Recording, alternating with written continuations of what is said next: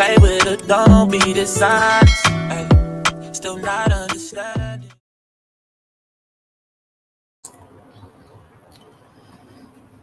Good evening, everyone. Can you guys hear me okay?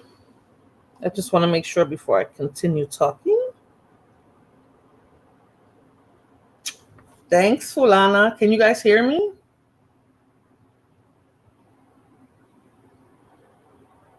Yes, okay, good. So I'm coming in clear. Hola, Blood Moon. Hola, Daniel. Hola, Irby.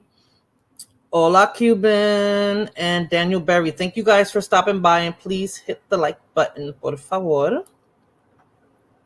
This was kind of impromptu. I meant to go live a few days ago. Well, no, I really meant to go live last week, but I fell asleep. Then I meant to go live a few days ago. And I said, F it. I might as well go live now since I didn't see anybody going live anytime soon. The first guy that came in, Blood Moon, Daniel Berry Sports something. He was here. Daniel's been here before. I believe so. Yeah, the thing is that Daniel says I usually come on too late. So today I kind of did it early for you guys anyway, even though it's a weekend. And there's a lot of stuff that's been going on lately. So I figure why not talk about it, you know? Some people have covered it and stuff, so why not? So how's everybody doing? I know Fulana's up to her neck with kids. Blood Moon and I talk often, but I'm assuming that Daniel has off. Irby, always great to support. I guess he's going to be jumping back and forth today. And Cuban, I think Cuban's actually live now. Oh, and happy Hispanic Heritage Month, since mostly everyone in the chat is Hispanic. Yeah, Irby, she doesn't have 4 kids, but she's just doing her duty, you know. But yeah, so I want to discuss a couple of topics. Now you work every day. Oh, okay, so I guess you got off early. Hopefully you did. And you're unwinding and you'll enjoy the show. I don't know how long I'm going to stay on, so it depends on participation. But yeah, I just wanted to discuss a couple of things because there's a lot of stuff that's been going on in politics. Well, you know, the circus in politics. I don't want to get too serious with the politics because I don't really care too much for it. You're an honorary Cuban. Why? Because you're in Miami, Irby? But oh, Blood Moon, let me know. Am I too loud? Because I think I turned up the volume. Oh no, I don't have it that loud. Let me know if I'm too loud. It's going to be 9. Yeah, but it's still a little bit early, right? But you said you work every day, Daniel. So hopefully you don't work tomorrow. You got to take Sunday off. That's the Lord's Day, supposedly. So yeah. So the circus is going on with regards to politics. You know, the 2 running candidates, the Democrat and the Republican, which is Kamala and Trump, and also what's been going on in Diddy News. I'm live, Jesus, right now. Watching you. You can't do 2 things at once, buddy. I mean, most people are good at multitasking, but you can't be live and then watching somebody else's live. Cuban, you shouldn't do that. No honorary Hispanics, Morena. We are not inclusive. Oh, okay. Sorry, Irby. No honorary Hispanics. You know, Blood Moon, you know. You know how Blood Moon is about that. We're not that accepting, right?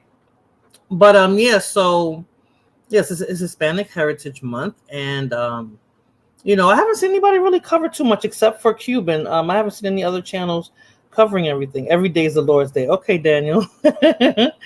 But so yeah, I wanted to talk about what's going on in politics. The funny part, what's going on with Diddy, of course, and some stuff with something that Trump said too that got everybody going too. So I guess it's a 2-part thing with the politics. I'm Cuban. I multitask. I'm doing part-time. And you're working? Oh, hell no. No. I couldn't do all that. I couldn't work, go live, and watch somebody else's live. I can multitask, but not like that. That's too much. Something's not going to get my full attention, and I wouldn't want that to be work. So, no, I couldn't do that.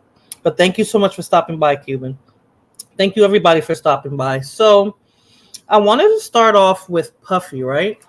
I know you guys have heard it in the news about our Puff Daddy. I won't say ours because I never really liked Puffy, but I never thought that he was going to get caught up in so many situations regarding, what has transpired in the last 7 to 8 months. I didn't think it was going to be that bad.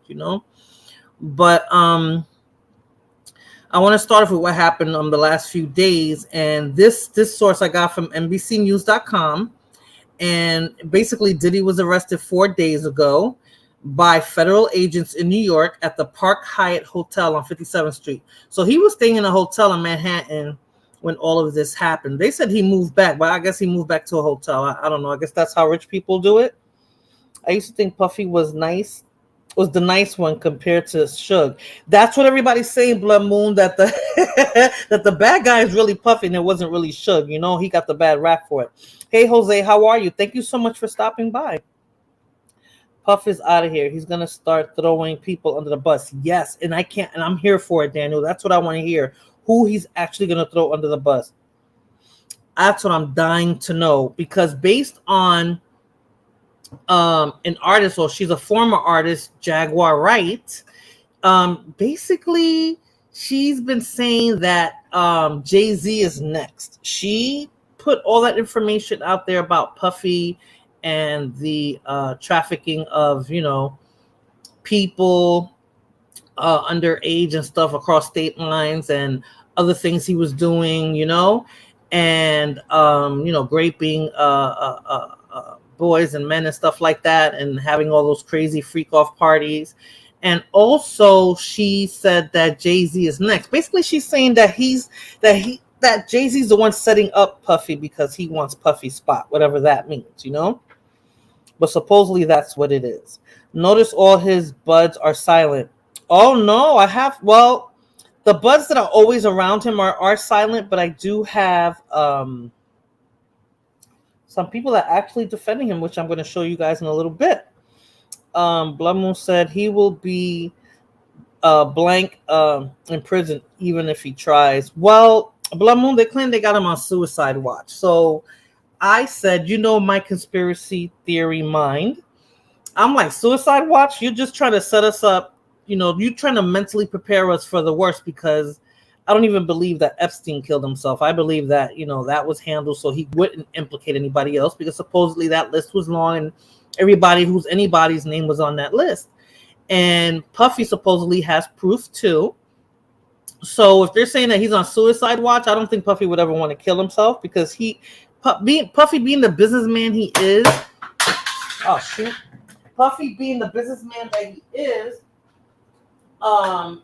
if he was to be locked up, he could still make money, like for his kids and stuff, because he could write a book, he can do interviews still, like over the phone, like what Suge Knight has done. So I don't see Puffy taking himself out. So I think that what they're trying to say is BS to prepare us mentally for something that could happen. It's automatic S. Oh, okay, because of the situation, they automatically put him like that, Falana? Is that what you're saying? I hope Jay-Z and Beyonce go next. I hear a lot of bad things about her as well. I've never heard anything bad about Beyonce, to be honest with you, Blood Moon. So I don't know. I've heard about Jay-Z, but I don't know how Beyonce's into it. From what I heard, Beyonce supposedly is always drugged up. Maybe they drug her up, allegedly, to keep her, boa. He had over 800 dildos. Talk about connoisseur. Yeah. You talking about Puffy had over 800 Cuban? Because I didn't hear that one. Oh, I heard about the baby oil, but I didn't hear about the dillies. Because he's not in population. Yeah. Well, I figured they wouldn't put him in population. That I know for sure, right? And the feds arrested him, so I'm assuming he's in a fed jail. He's not even in a regular prison. Let's see. I sent you a bunch of videos of girls saying Beyonce ended. Oh, yes. Okay. But, okay, Blum, I remember those. But I never take those too much into account, because, I think they're just trying to sue her like they're doing Lizzo. Like, how they got Lizzo going to court saying that she forced them and overworked them and blah, blah, blah. Sometimes it's hard to believe certain accusations when they're talking about people who they can actually extort for information. So I don't know. I find it hard to believe that whole devil worshiping thing. Yeah. You know what? I don't know. One of her somebody that was in her band, I think Blood Moon mentioned something about that, which is crazy. So Flana said I've seen Beyonce run a lot of coca. Really? Oh, yeah, where have I been? Where's Irby? Irby, you didn't say anything here? Flana, you know that's never gonna happen. Jay-Z and Beyonce never. No, I think that is gonna happen, Irby. I think they are gonna go down. Yeah, the devil worshipping thing. I mean, is it really the devil or is it really like a cult that just deals with matters of the dark? I mean, I don't know. I don't believe in the devil, so sometimes I think that's like going a little bit too far with that. But yeah, so they said that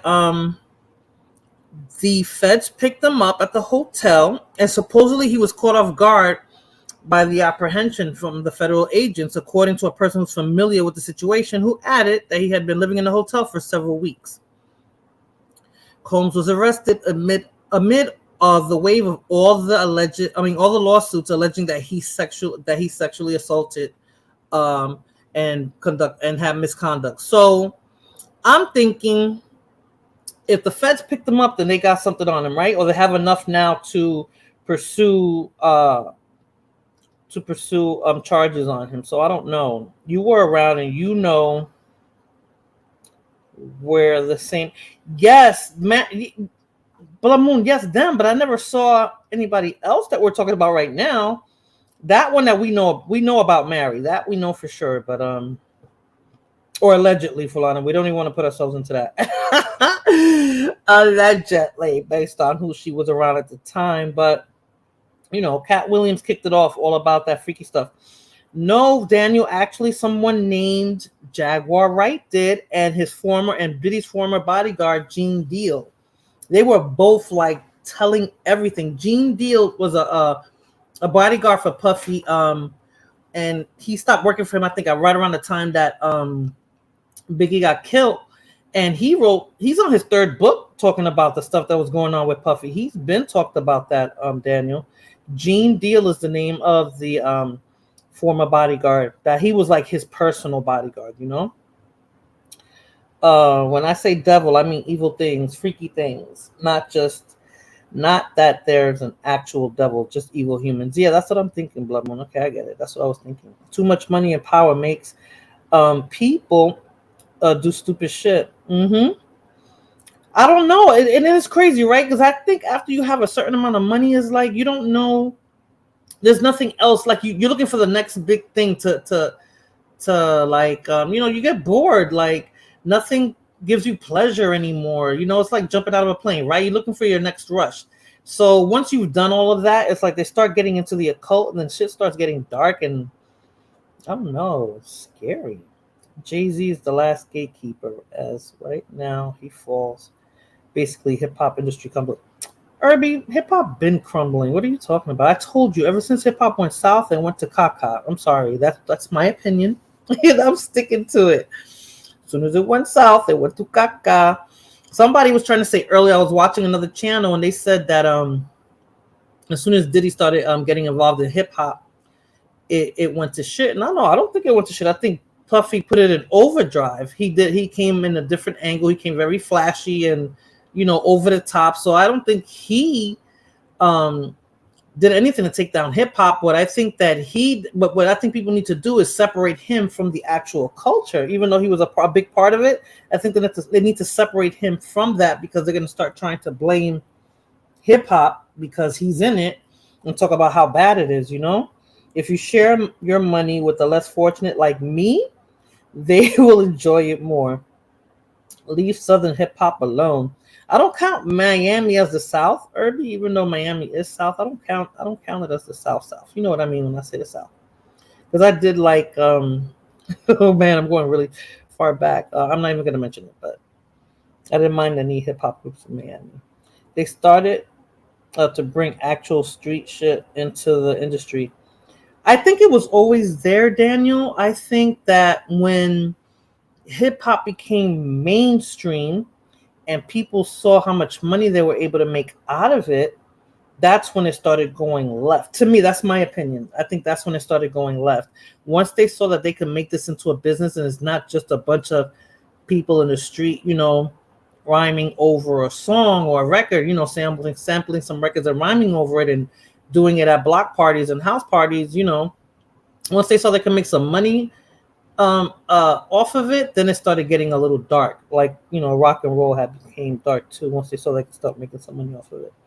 What messed Puff up was him trying to get his artist to sign. Oh, you think so? Trying to get his artist to sign a new NDA. Huh. Let me guess. Uncle Luke? Yeah, that's who I was going to start with, Irby. Please, ask Fulana, boy. When we used to hear Two Live Crew, that used to get it going in the clubs. What messed him up was doing the freaky, disgusting, and illegal. Yep. Yes, that's when Arbery wouldn't sit. Oh, that. Oh, you're talking about back then. Well, you know what I want to hear. They've said she said some stuff, but she hasn't really, like, I don't know why nobody's interviewing her, because her as well, along with Jaguar Wright and Gene Deal, she has always professed Puffy's shadiness and the stuff he does. And it sounds like she has a lot more to say, but I'm thinking that nobody's willing to pay her to talk, because I know she wants money for it, because why would she do it for free, right? Somebody should be paying her to talk, and I don't know why she's not thinking of actually doing like a little tell-all and what she knew from making the band, She didn't sign. Cassie didn't sign. A bunch of them did. Are you kidding me? Okay, you mean they didn't sign the NDA? When did he try to implement this new NDA? Or implement the NDA period, Fulana? Because according to Jaguar Wright, and I don't know if you guys are familiar with Jaguar Wright. Jaguar Wright was a singer back in the 90s. To me, she didn't become too popular. She was in one song of Jay-Z when Make a Song Cry. And, she was on it, and I liked that track. And then when he started performing it, she was never there. It was Mary that was actually singing her part. So I don't know. Let's see. Fulana says she didn't sign Cat. Okay. After he filed the lawsuit with the liquor company or around, okay. I bet Jaguar be testify in court. No, she doesn't. No, she won't. I don't think so. I think they're gonna try to get Cassie to testify some stuff. I don't think Jaguar is gonna be the one to do it. But I don't know how she's talking and nobody's come at her. I mean, she's been accusing people of a lot of serious stuff. So I don't know. I really don't know. Oh, and speaking of that liquor thing, everybody's saying that Puffy's a billionaire, that he owns Revolt, that he owns Ciroc. And when I looked into it, he doesn't really own. He like works for them, and he has like stock in some of these companies. He does own the other another liquor, starts with a D. I gotta look that up, but it's not Ciroc. He doesn't own Ciroc. Is Jaguar the one talking all over the place about him? Yeah, she sits on that blue couch. I don't know if you've seen it. And they keep interviewing her, and she just comes out with more and more stuff. And then when Puffy finally got locked up, Lil Moon is like, she started crying and everything, like finally, and somebody gave her accolades and said, yes, she had been saying this for years, and she was right. I think it was the Associated Press that gave her flowers regarding this whole situation, saying that, she was the one that started bringing it out to light. The Jays own it, and he sued them, and now he's in prison. Yeah, don't mess. They run everything. Yes, her. Okay, he's a glorified spokesman. Exactly. Because for Revolt, they said that he headed marketing supposedly, and that he owned shares. So when he stepped down, they sold his shares, but they're trying to keep it, a portion of it black. I can't say black owned, because, well, I guess if you own shares, you own a portion of the company. So they sold shares, I guess, to other black people to keep that at least in-house in that portion of the company. And Revolt also has film. I didn't know that they had their own film company as well. So let me start with the first video of the goings on with Puffy. Let me just put my disclaimer there so I don't get in trouble. The copyright disclaimer under Section 107 of the Copyright Act of 1976. Allowance is made for fair use for purposes of criticism, comment, and news reporting, teaching, scholarship, and research. So let me start with my first Diddy video.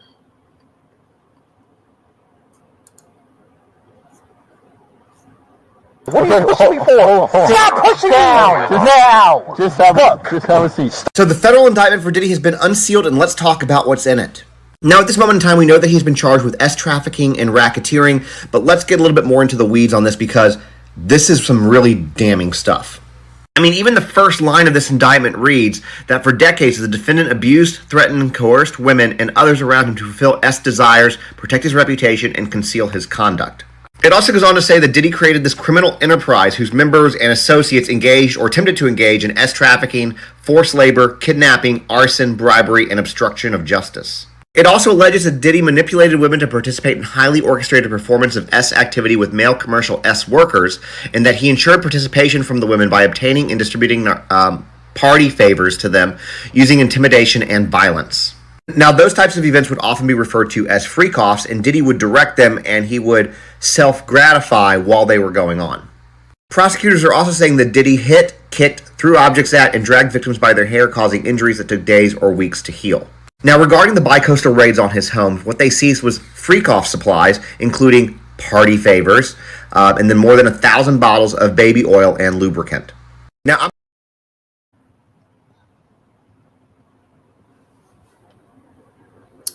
So, more than 1,000 bottles of baby oil and lubricant? Like, what the F? Didn't he think like that was going to come back to him? Like, why so many? I wonder if he did anything like that today. Well, Blood Moon, did you hear Jaguar Wright?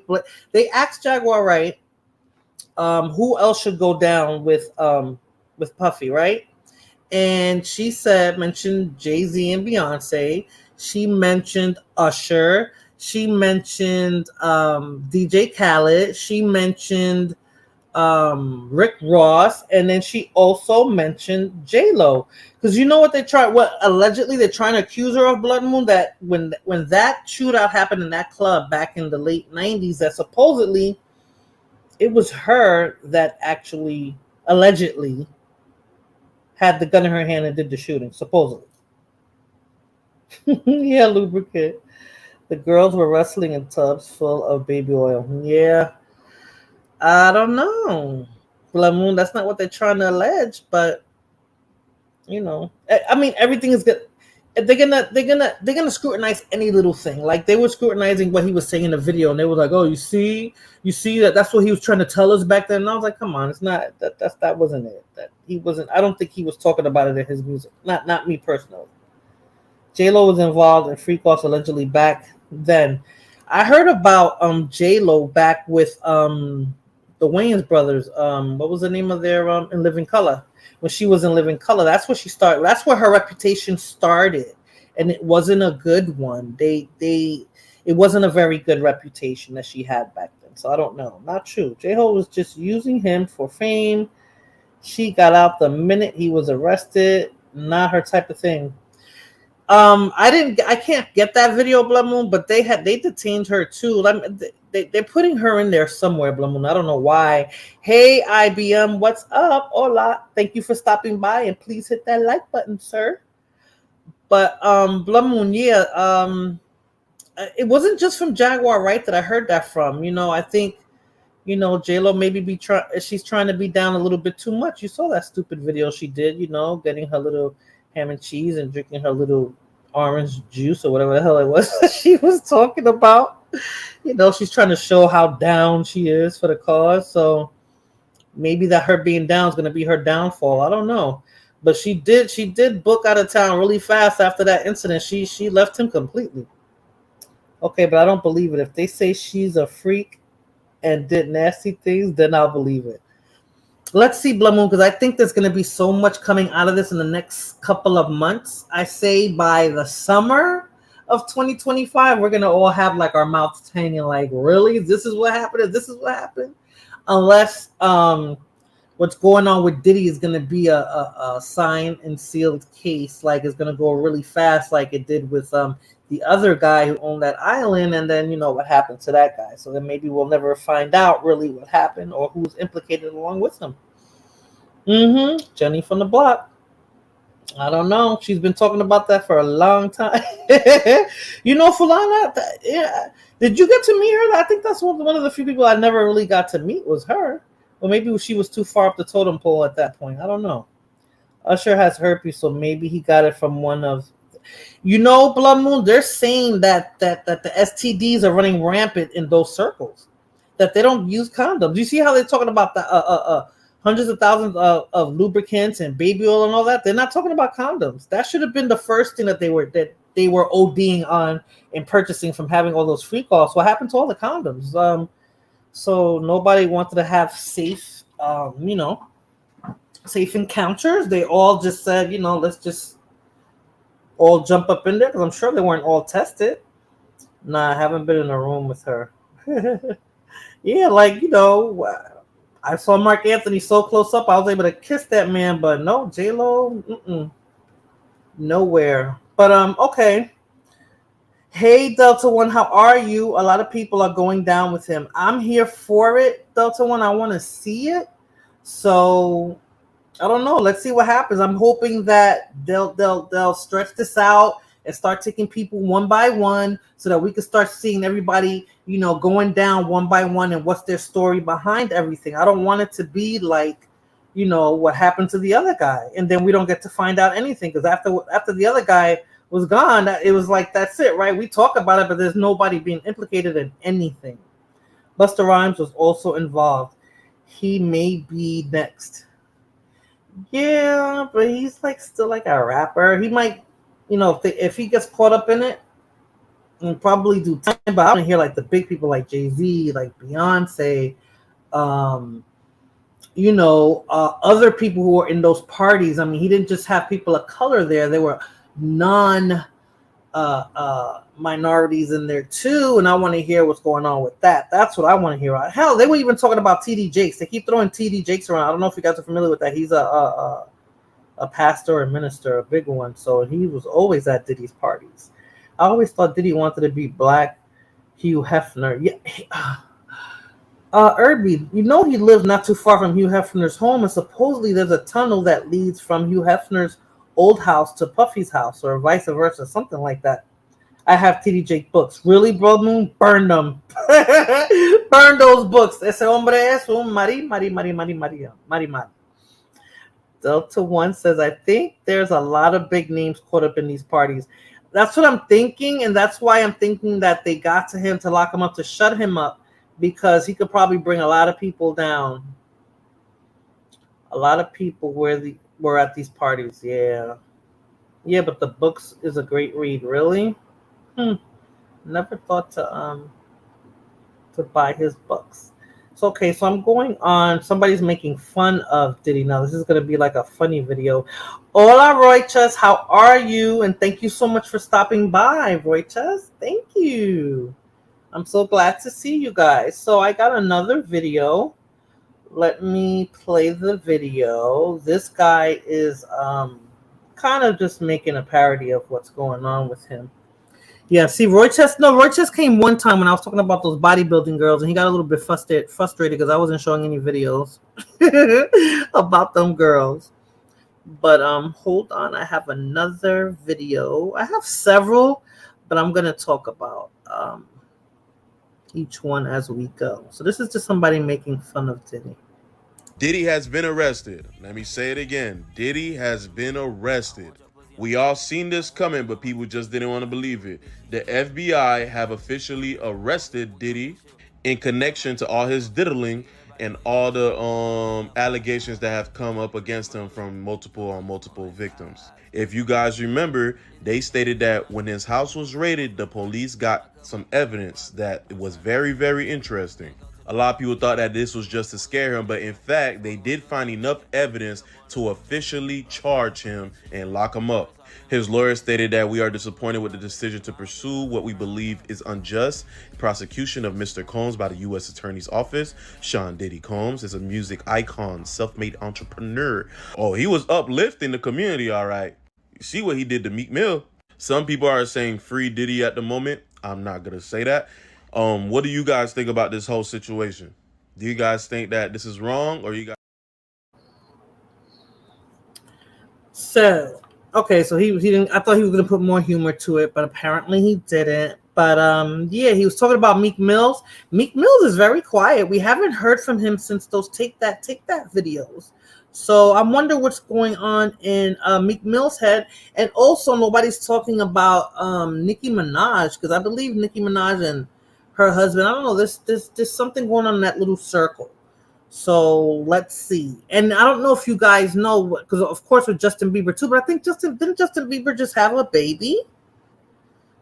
And I was like, wait a minute, was she pregnant and now he has a kid? And you know, I'm always afraid, because they always say, and I don't know how true this is or the stats on that, but they always say when somebody gets raped like that or molested, that they end up being the perpetrators as well. So I don't know. Meek says something today, I think. Oh, Nicki mad at Jay-Z. I'm sure they're all mad at each other now, right?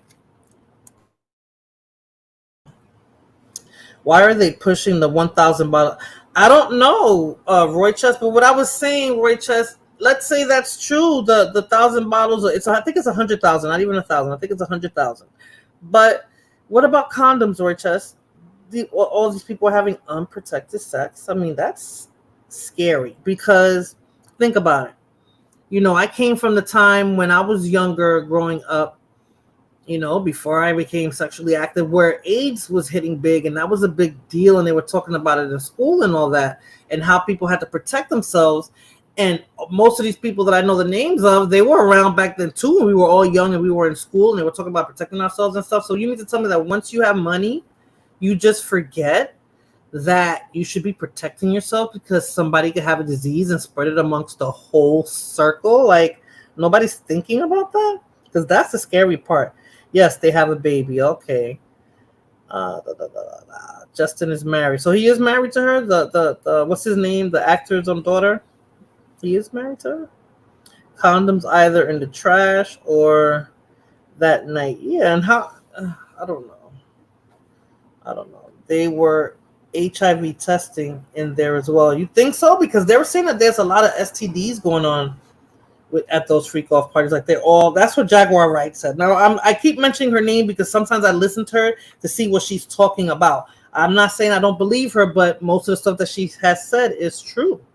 And what I'm also hoping for, guys, now that they're looking into him and all that, I hope that they look into his ex-girlfriend's death. The mother of his twin daughters, Kim Porter, because ever since I heard her passing, something just didn't sound right with that. So I don't know. STDs can be herpes and a bunch of warts and stuff. Yeah, but it's still like an STD, right? Because you don't want to kiss somebody you know has herpes, because once you get it, it's for life. There's no cure for herpes. Condoms don't prevent herpes. Exactly. Like, I don't know. It's just scary. It's very scary. So who knows? Let's see. Maybe let me play this video with the DA, what the DA is actually saying about this case. He said this a few days ago, so this is not anything new. Maybe you guys have heard or have not heard it, but he's mentioned this a few days ago after Diddy's arrest. In March of this year, special agents from HSI executed search warrants at Combs' residences in Miami and Los Angeles. They also executed a warrant for Combs' electronic devices. They also seized evidence of the freak-offs, electronic devices that contain images and videos of the freak-offs with multiple victims. And they seized cases and cases of the kinds of personal lubricant and baby oil that Combs' staff allegedly used to stock hotel rooms for the freak-offs, more than 1,000 bottles altogether. I have never heard a U.S. attorney go on national TV and say freak-offs so many times. Not only that, they found thousands of bottles of baby oil. This is crazy. There was a baby oil shortage during the pandemic, but it wasn't because of the pandemic. It was because of Sean Combs. Allegedly. By the government. This is crazy. That I don't know it was during the pandemic, but come on now, like there a shortage. Who has? When was the last time somebody in this chat has used baby oil? Like, like I don't know.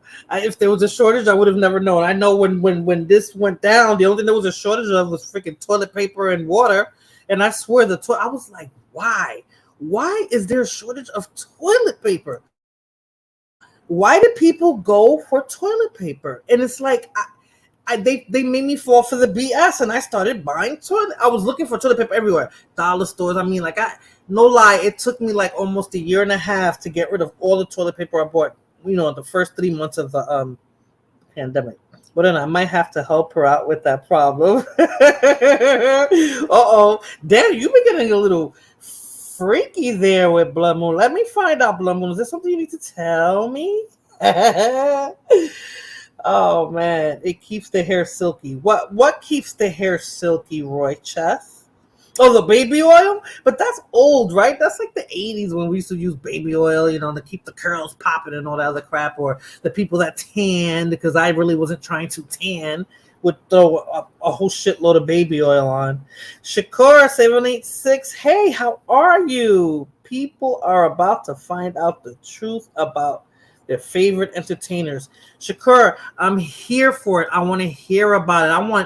I want them to all go down, and I want to be the witness. Do you know what I'm saying? Like, I want to hear all about this, because that's going to give us a bunch of stuff to talk about, because it's sad that this culture is coming, the hip-hop culture is going to caca now because of this man.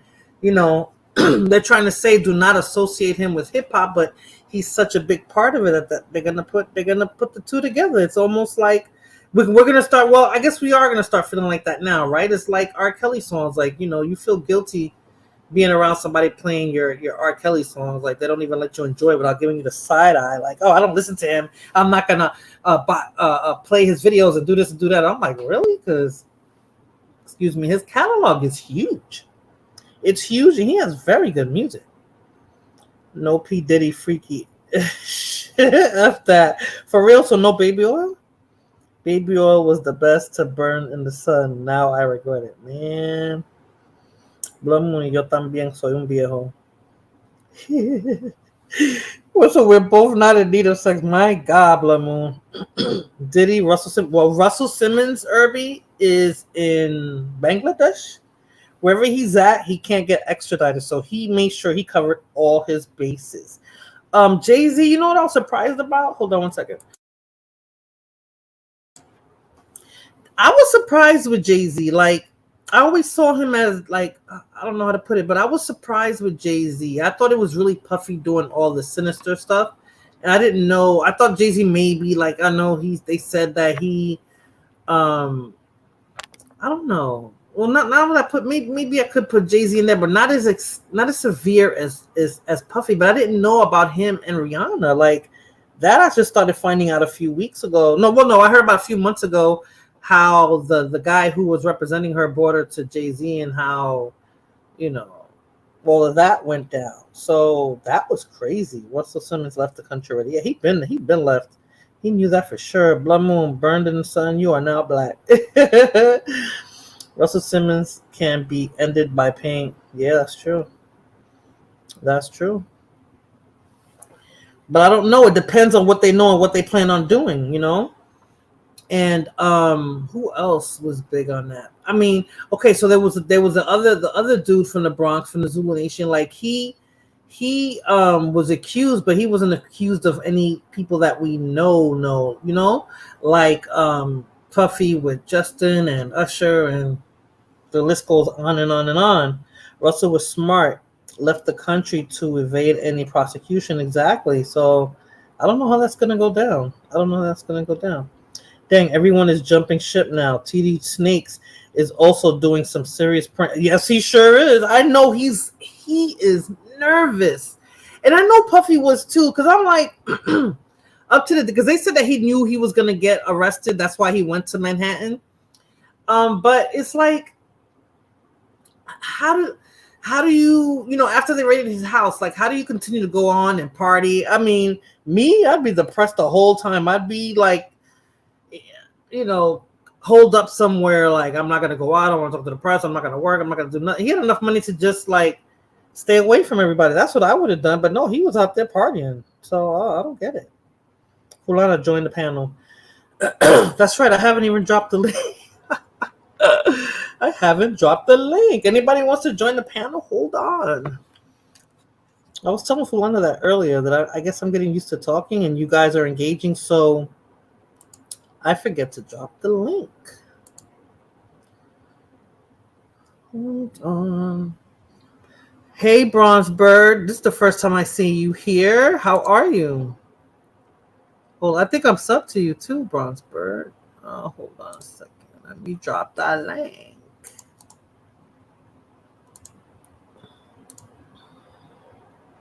Irby, shut up. I don't want to hear about your freaking battery. A lot of celebs' asses are twitching because they fear being implicated. I mean, this can't just be Puffy. They can't just be Puffy being taken down and then we don't hear about anybody else. We got to hear about some other people. Otherwise, I'm going to be very disappointed, or I'm going to start getting on Jaguar's ass to start talking a little bit more because we need to implicate more people, because this just can't be all. Puffy cannot take the rap for everybody. I don't feel sorry for him, but he can't take the rap for everybody because he wasn't in this alone. I know we're never going to get to the person who was on top, but I know for a fact that it can't just be him that's being prosecuted. It wouldn't be right. I don't know. It wouldn't be right. So I don't know. LOL. Waiting for this kid to fall asleep. I have my earbuds in. It's like she knows, right, Fulana? I'm not going to sleep because I know Fulana's trying to do something after I go to sleep, so I'm gonna stay awake. And kids stay awake like they think they're gonna be missing something. Oh, hold on a second. All right, I actually got a beep. This never happens. Hold on. Hey, Jose, how are you? Well, good evening, DDG. First of all, thank you for allowing me on your platform. Of course. Jose, this thing actually did like it did. You know how sometimes I forget people are backstage? It actually did like a little beep. It scared me. It did like a little boop to let me know somebody's there. I never heard that before. I think it's more like some people get a little rusty when they don't do a live stream after a certain. Don't say I'm getting rusty, Jose. I never heard that boop. I never heard it before. But you know what? We all know that each person is innocent until proven guilty, but it doesn't look too good for Diddy. What do you think, Jose? It's not a good thing when you get caught with like several hundred bottles of baby oil. I mean, you're going to use that to lubricate something, which I'm not going to say because I'm going to keep relatively clean. Mm-hmm. We all know. We all know. I mean, I know some people use it for babies when it comes to their diapers and what have you. And of course, other adults use baby oil for other things. To make. Well, I don't know what they use it for. We used to use it back in the day for our hair, and a lot of people use it to tan. So, I don't know what you're talking about. Well, I don't want to get any further descriptive.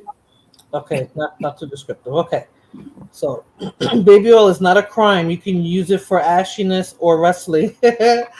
Yeah, but I guess what they're trying to accuse him of, they're trying to say, all that baby oil was used, that was a lubricant, and not for nothing.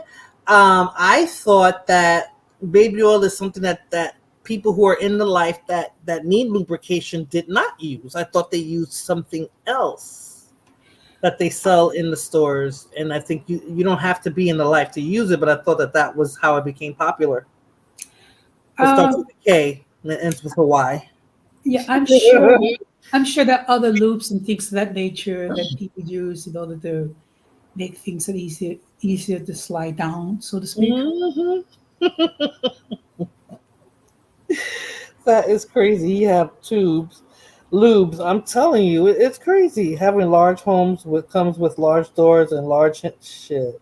No need for baby oil. I think G-men use baby oil. I thought they used the Y jelly. I just said it. I thought they used that, Fulana. I don't know. I guess it all depends which is more comfortable or more easier or what Less have you. painful. Yep. Okay, let's move on from that. Let's move on from that. So I have another video to show. I think is this the last one? Let's see. No, I have the district attorney speaking. Yeah, I have the district attorney. Then I have some people speaking, people that actually worked for Diddy and are friends with Diddy, speaking on his behalf as well. So I'm gonna play this video. I think this is the district. This is Diddy's attorney. I'm sorry. I'm not sure if I played this one. Let me play this one. So we made a bail appeal to Judge Carter. It did not go our way. The fight continues. We're not giving up by a long shot. I told Mr. Combs I'm going to try and get his case to trial as quickly as possible. I'm going to try and minimize the amount of time he spends in very, very difficult and I believe inhumane housing conditions in the special housing unit of the Metropolitan Detention Facility. And I'm going to do everything that I can to move his case as quickly as possible.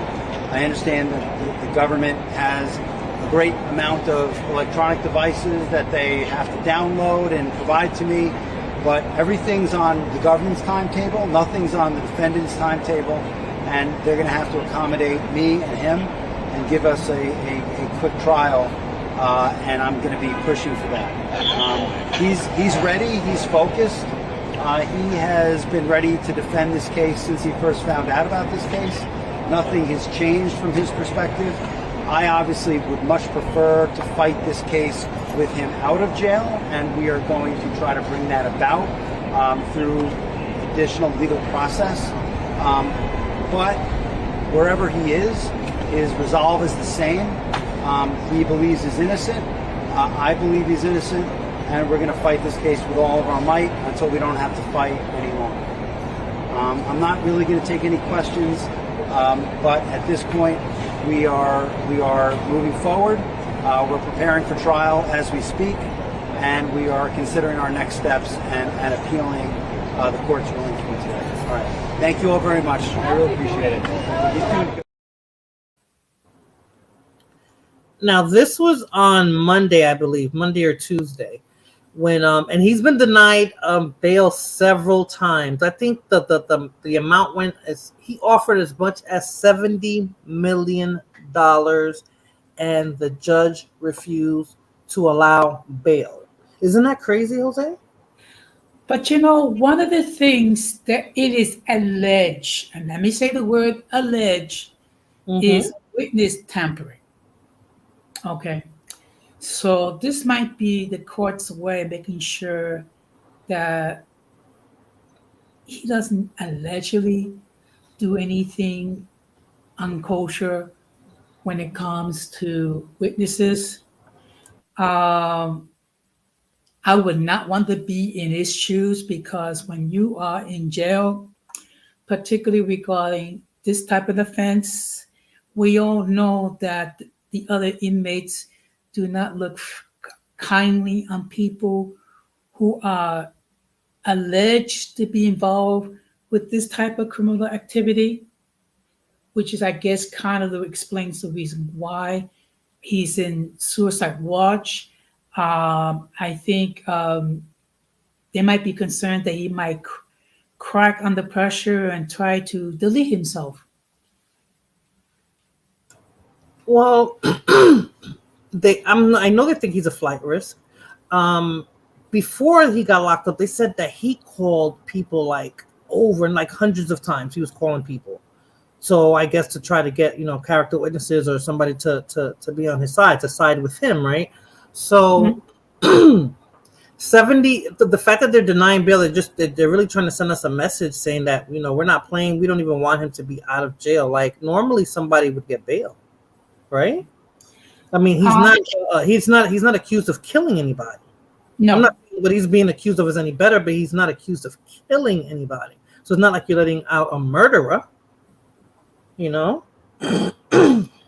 Well, some people will say that what allegedly he did was even worse than murder. Okay, which Right. is basically when you kill, the self-esteem, and you kill, the inner person. That could be considered worse. My understanding, not only that, he also like put in collateral property from not only himself but other members of his family, and he was denied bail as well. Right. That's crazy. That's really, I don't know, that's crazy. That's crazy. That's a lot of, I don't know, Jose. It's not looking good. Well, I mean, you know, we're not talking about jaywalk. We're talking about um, a essay with men and women, and Hmm. unfortunately, some of the people are influenced by that video clip where he allegedly was beating the snot out of that chick. Yeah, Cassie Ventura. Yeah, that was crazy. That wasn't, not that there's levels to beatings, but that was like he was kicking the shit. That's like a street, like he was hitting her like she was some guy in the street, like kicking her around and stuff like that. Like, what did she actually do? And you know what they're trying to say, Jose? That the reason why he did that is because she looked through his phone and she got mad, and I don't know, she hit him or through the phone or something like that. And that's how he reacted to her reaction as to what she found on his phone, which I think is bullshit. But supposedly Okay, that's well, okay. First of all, most of these phones today are equipped with some sort of a lock to make sure that supposedly this chick look at this phone won't be able to do so. right. Hmm.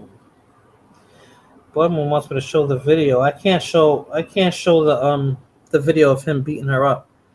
Blood Moon, that for sure I can't show. Well, He may have I ended. Go ahead. I'm I sorry. think I think you might get hit with a copyright strike.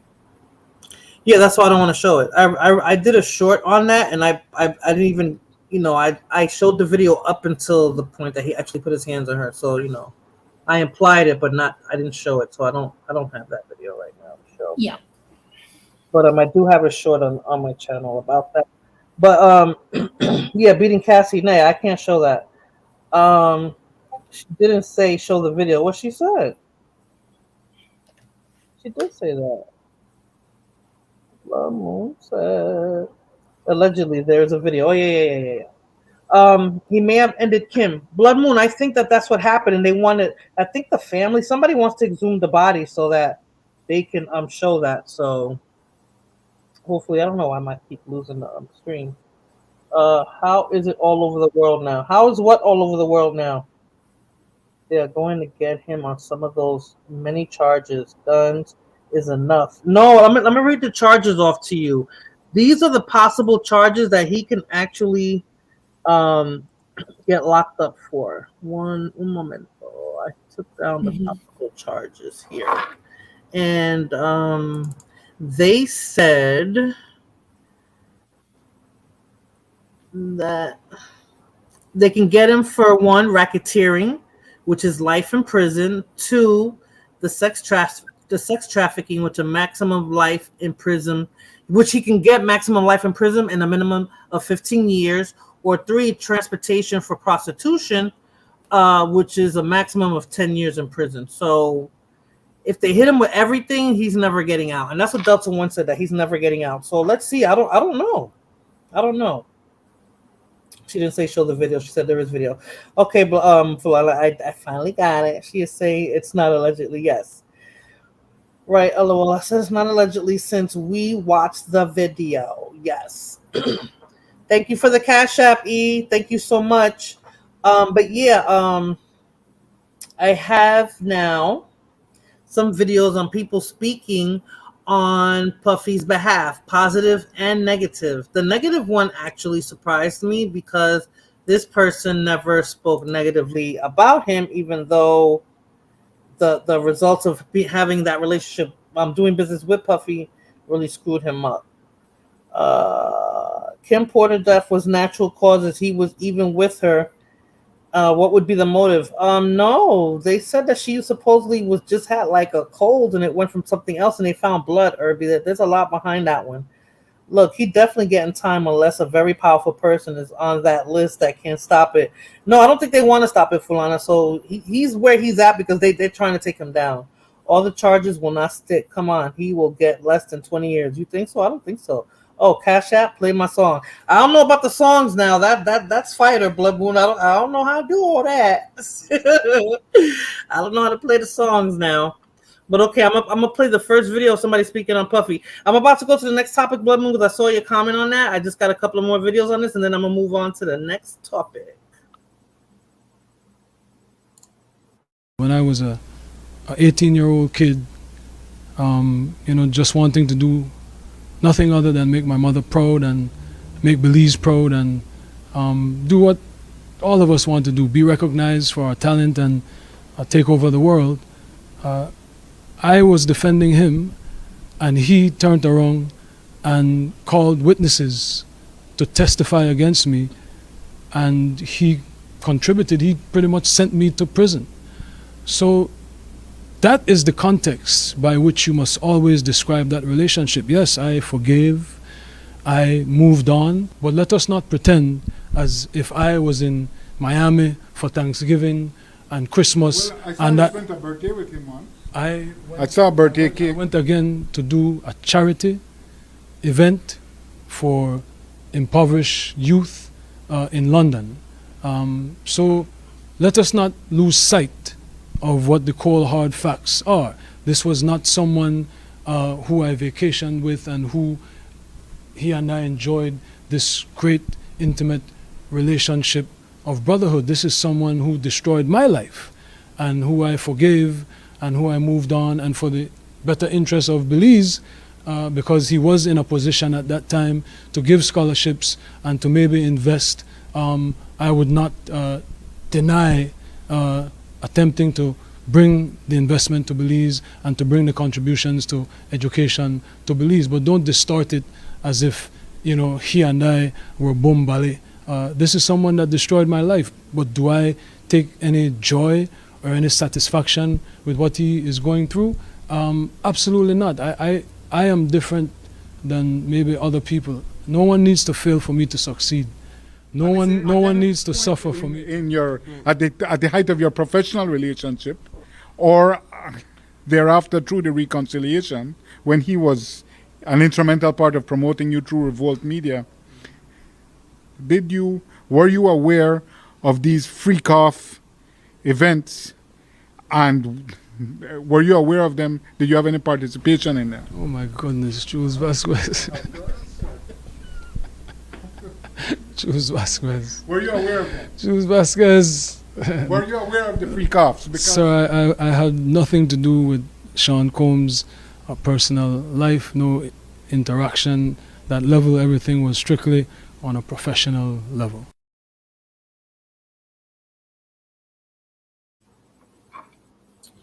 Yeah, now Shine is saying that he ruined his life, right?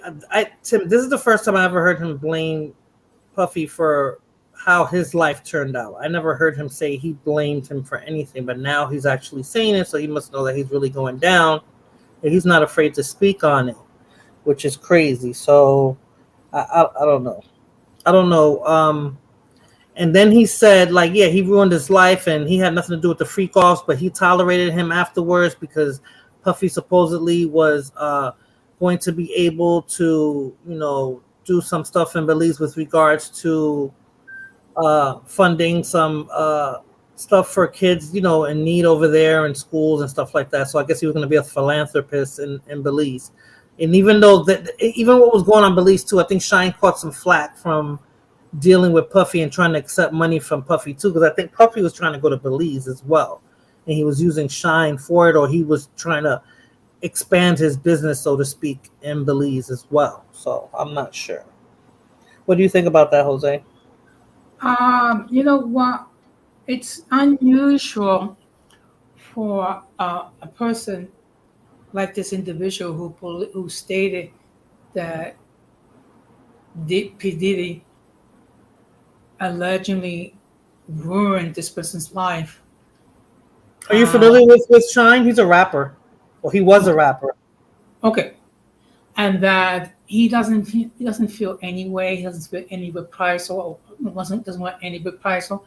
I mean, because that's something. Okay, when a person is done wrong, okay.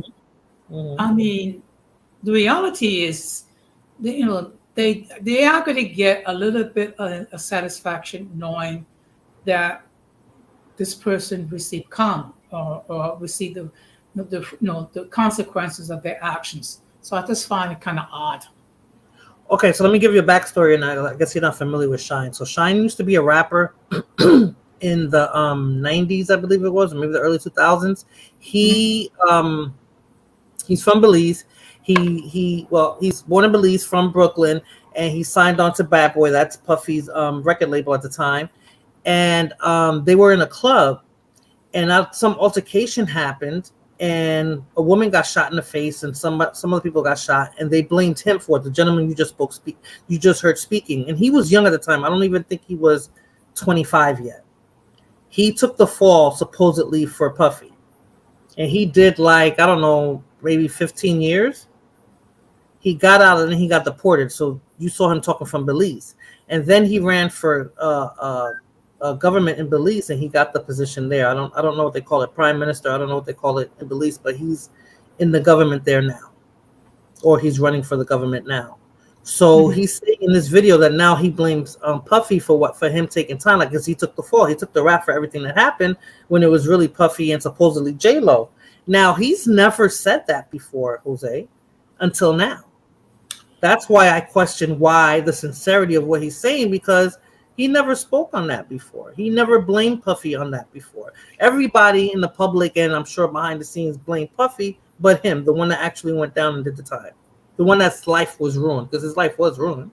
I mean, he did a lot of time in jail. Well, I mean, look, the fact of the matter is, we don't. I mean, it might have been difficult for him to actually come out and actually say that, because when people are dealing with trauma, like, apparently it appears that he went through a lot of trauma. The fact that he took the fall for P Diddy, that it somehow it caused some psychological damage, and only now he's able to talk about it. But then again, I'm not a therapist in any such stretch of the imagination. Yeah, that's true. Okay, Daniel, I see your comments. So they all have that West Indian accent, really? Even the ones that speak Spanish? Because I know there's some of them that speak Spanish there. I see your point, Jose. I did a short on that too, because I don't know. I just didn't think it was sincere, because he never blamed him before. But now I guess people who didn't feel that they had a voice, now they feel like they have a voice and they could talk crap about him, because they don't think that there's going to be any consequences behind it, like they would have been before had all of this not happened. You'll be surprised how some people, once they see that there's no consequences for been speaking up, all of a sudden they're gonna be singing like canaries. He does, Irby. I'm not gonna play his song, but he does sound like Biggie in his first hit he did. What did you say, Jose? I'm sorry. Repeat that. No, I said when people don't fear a reprisal, so there's something they're going to gain the courage and actually speak out. Yeah, they feel brave. Yeah. Good evening, Diaries. I'm sorry, Jose. What she said, and Diddy was with J-Lo at the time. Yeah, and you know what they're trying to say, Kashal? They're trying to say that she had the gun. They all say that she had the gun. Now, the person, Jaguar Wright's trying to say that she actually pulled the trigger, allegedly. But a lot of people are saying that she had the gun. Check his bank account. I'm sure he was financially compensated when he was incarcerated. I don't know, Delta One. I think that's the part that people were like, "Dang, he didn't even look out for him that way." I don't know if Puffy compensated. I really don't know if he did. I didn't even look into that, Delta One. But I think that they were saying that he didn't. I'm not sure. Thank you so much, Kishel. Thank you for sharing the stream. Bronx in the house. That's right, Irby. Okay, so And Irby, most of these people are not using Obama phones. that's right. And I'm glad that my Wi-Fi is working because I downloaded a lot of videos. That's why I was wondering if my audio was okay because I didn't want to make sure it's not making anything that I'm using. Believe me, I sympathize with you because my earlier streams, I struggled so much with the Wi-Fi. It wasn't even funny. Yeah. So what did you do to fit? You got a different carrier or? No, I got a different equipment. Oh, okay, okay. I haven't had to do anything with regards to equipment, but yeah, I was able to. Like I know when I overload it with too much crap, it just won't go through. So let's see. I see Ramon is in the chat as well. Hey Ramon, how are you? Thank you so much for stopping by, Ramon. Let me play this next video. After this one, I got one more that I'm gonna move on to the next topic. I think I talked about this one too long. It's going on almost 2 hours. Yep. No, it's an hour. So let me go on to the next one. I haven't seen or heard a single piece of evidence against Sean Puffy Gomes. I ain't read it in the New York Times. I ain't read it in the Philadelphia Inquirer. I ain't heard it on CNN. I ain't seen it on headline news. Where is the evidence that Sean Puffy Combs engaged in interstate sex trafficking? I keep hearing about Cassie when I turn on the news. Why are we hearing about Cassie when Cassie has nothing to do with the federal indictment? I don't think any black man should have 1,000 bottles of baby oil. I don't think any black man needs 1,000 bottles of baby oil. But I haven't seen anywhere in federal law where owning 1,000 bottles of baby oil is a federal crime. Brothers and sisters, are you with me so far? Brothers and sisters, are you with me so far? Do you understand, overstand, and understand what the most requested black scholar in the world is saying right now? Do you understand and overstand and understand what the most requested black scholar in the world is saying right now? Do you understand, overstand, and understand what the premier Pan-Africanist on the planet is saying to you right now? Baby oil is not a federal crime. Stomping out Cassie. This is coming from the dude that talks about beautiful black women, but yet had 2 baby mamas. Please, I don't. spare me. I used to have faith in him.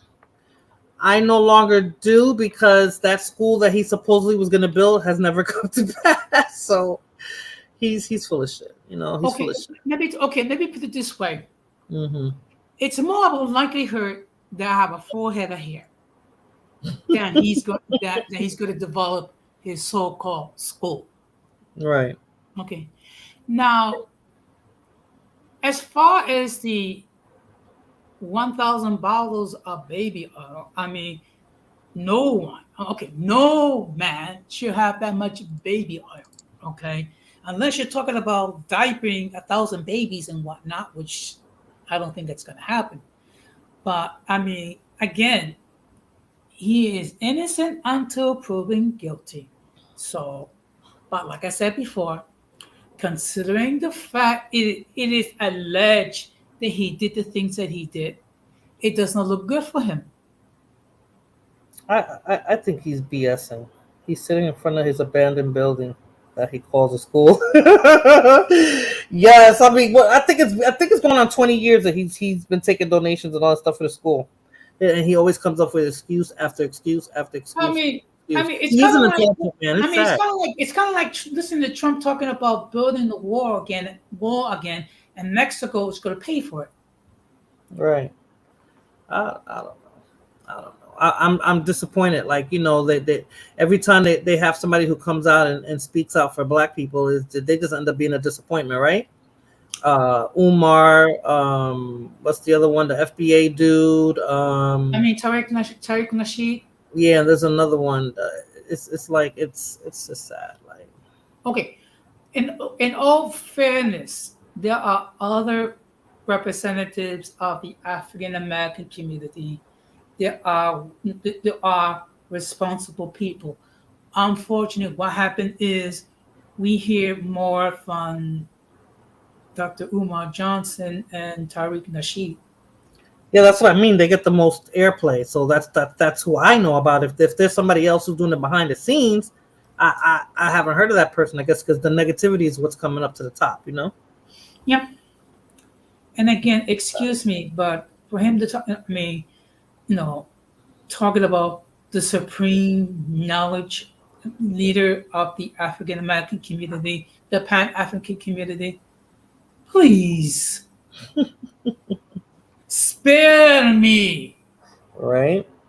All right. So I have one more, and then I'll move on to the next topic.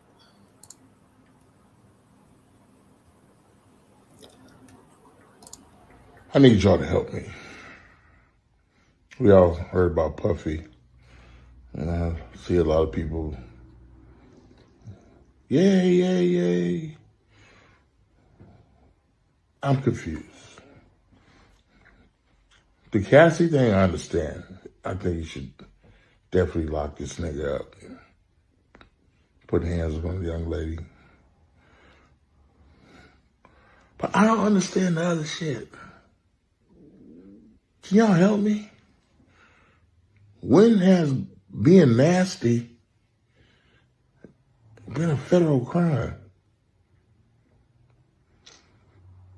And I'm glad they told me. I didn't know there was a limit on baby oil. I'm getting a few, you know, because we get ashy. But you get a massage or something or whatever. I don't know. I don't know. Please tell us the new rules for niggas. Because maybe they're not new rules, actually, because I think it was 1800s. There was this very famous boxer named Jack Johnson, and he was whooping ass. Everybody ass, but mostly white folks ass. He was whooping a lot of white folks ass. And he had a white woman, Mae West. They couldn't stop this black man. So they gave him trafficking. In the 1800s, taking a white woman across the lines was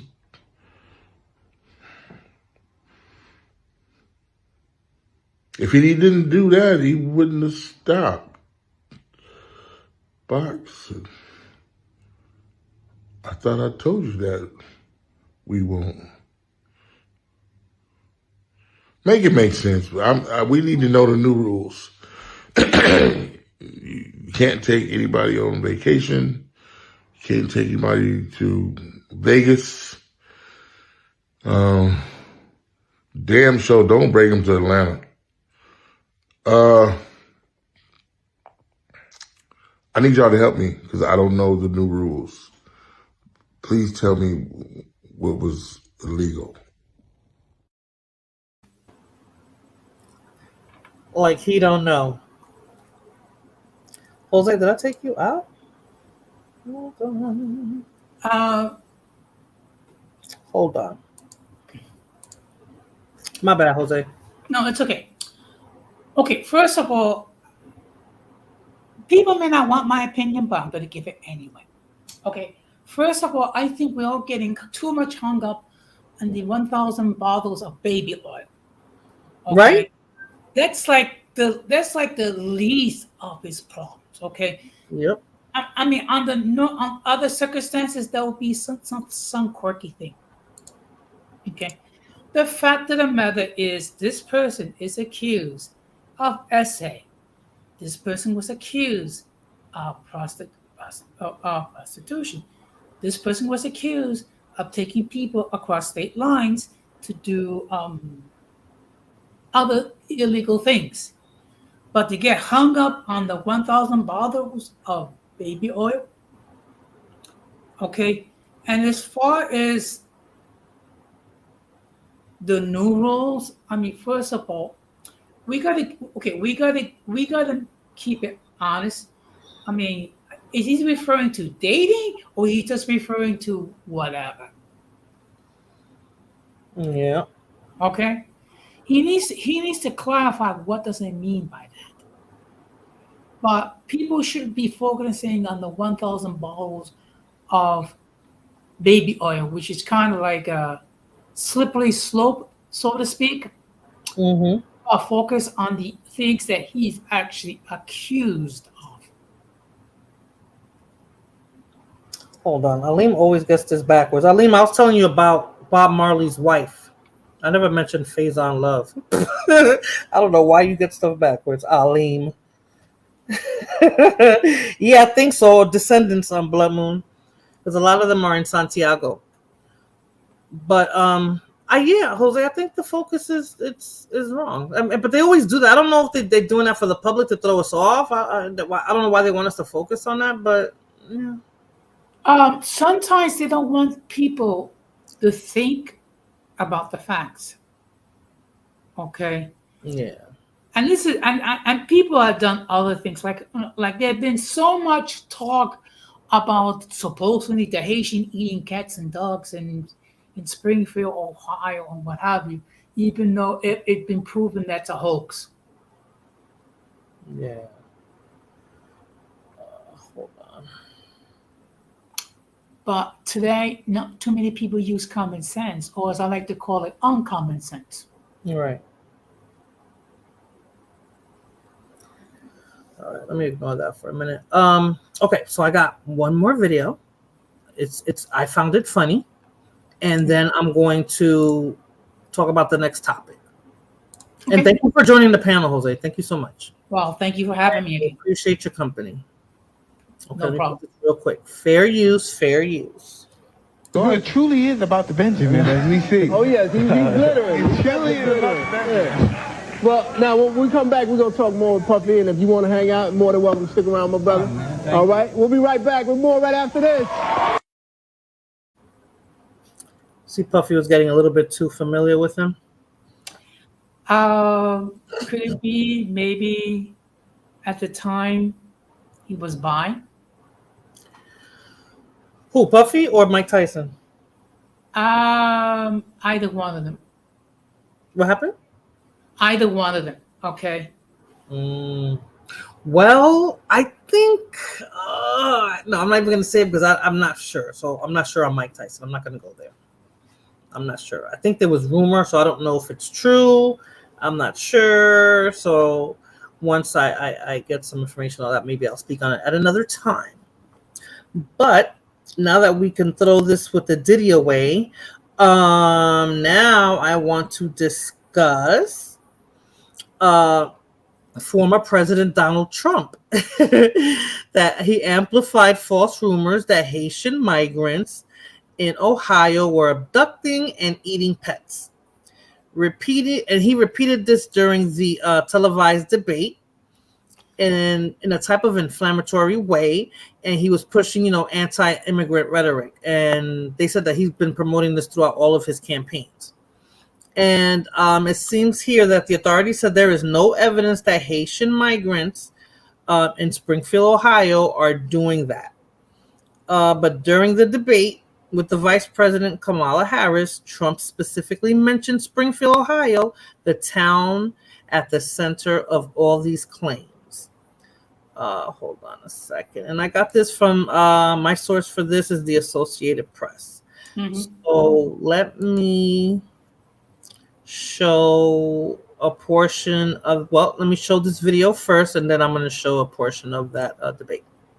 Eating the dogs, the people that came in, they're eating the cats, they're eating the pets of the people that live there. That dog. I wanted to put that up as a thing, but that dog that was killing me. I Um, know it's not a funny subject, but I found that funny. there's been so many different minds regarding the eating of the dogs and eating of the cats and what have you.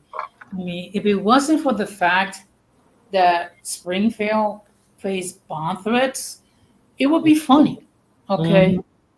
I guess it gives new meaning to the phrase dog eat dog. And, Oh you man, know, Jose.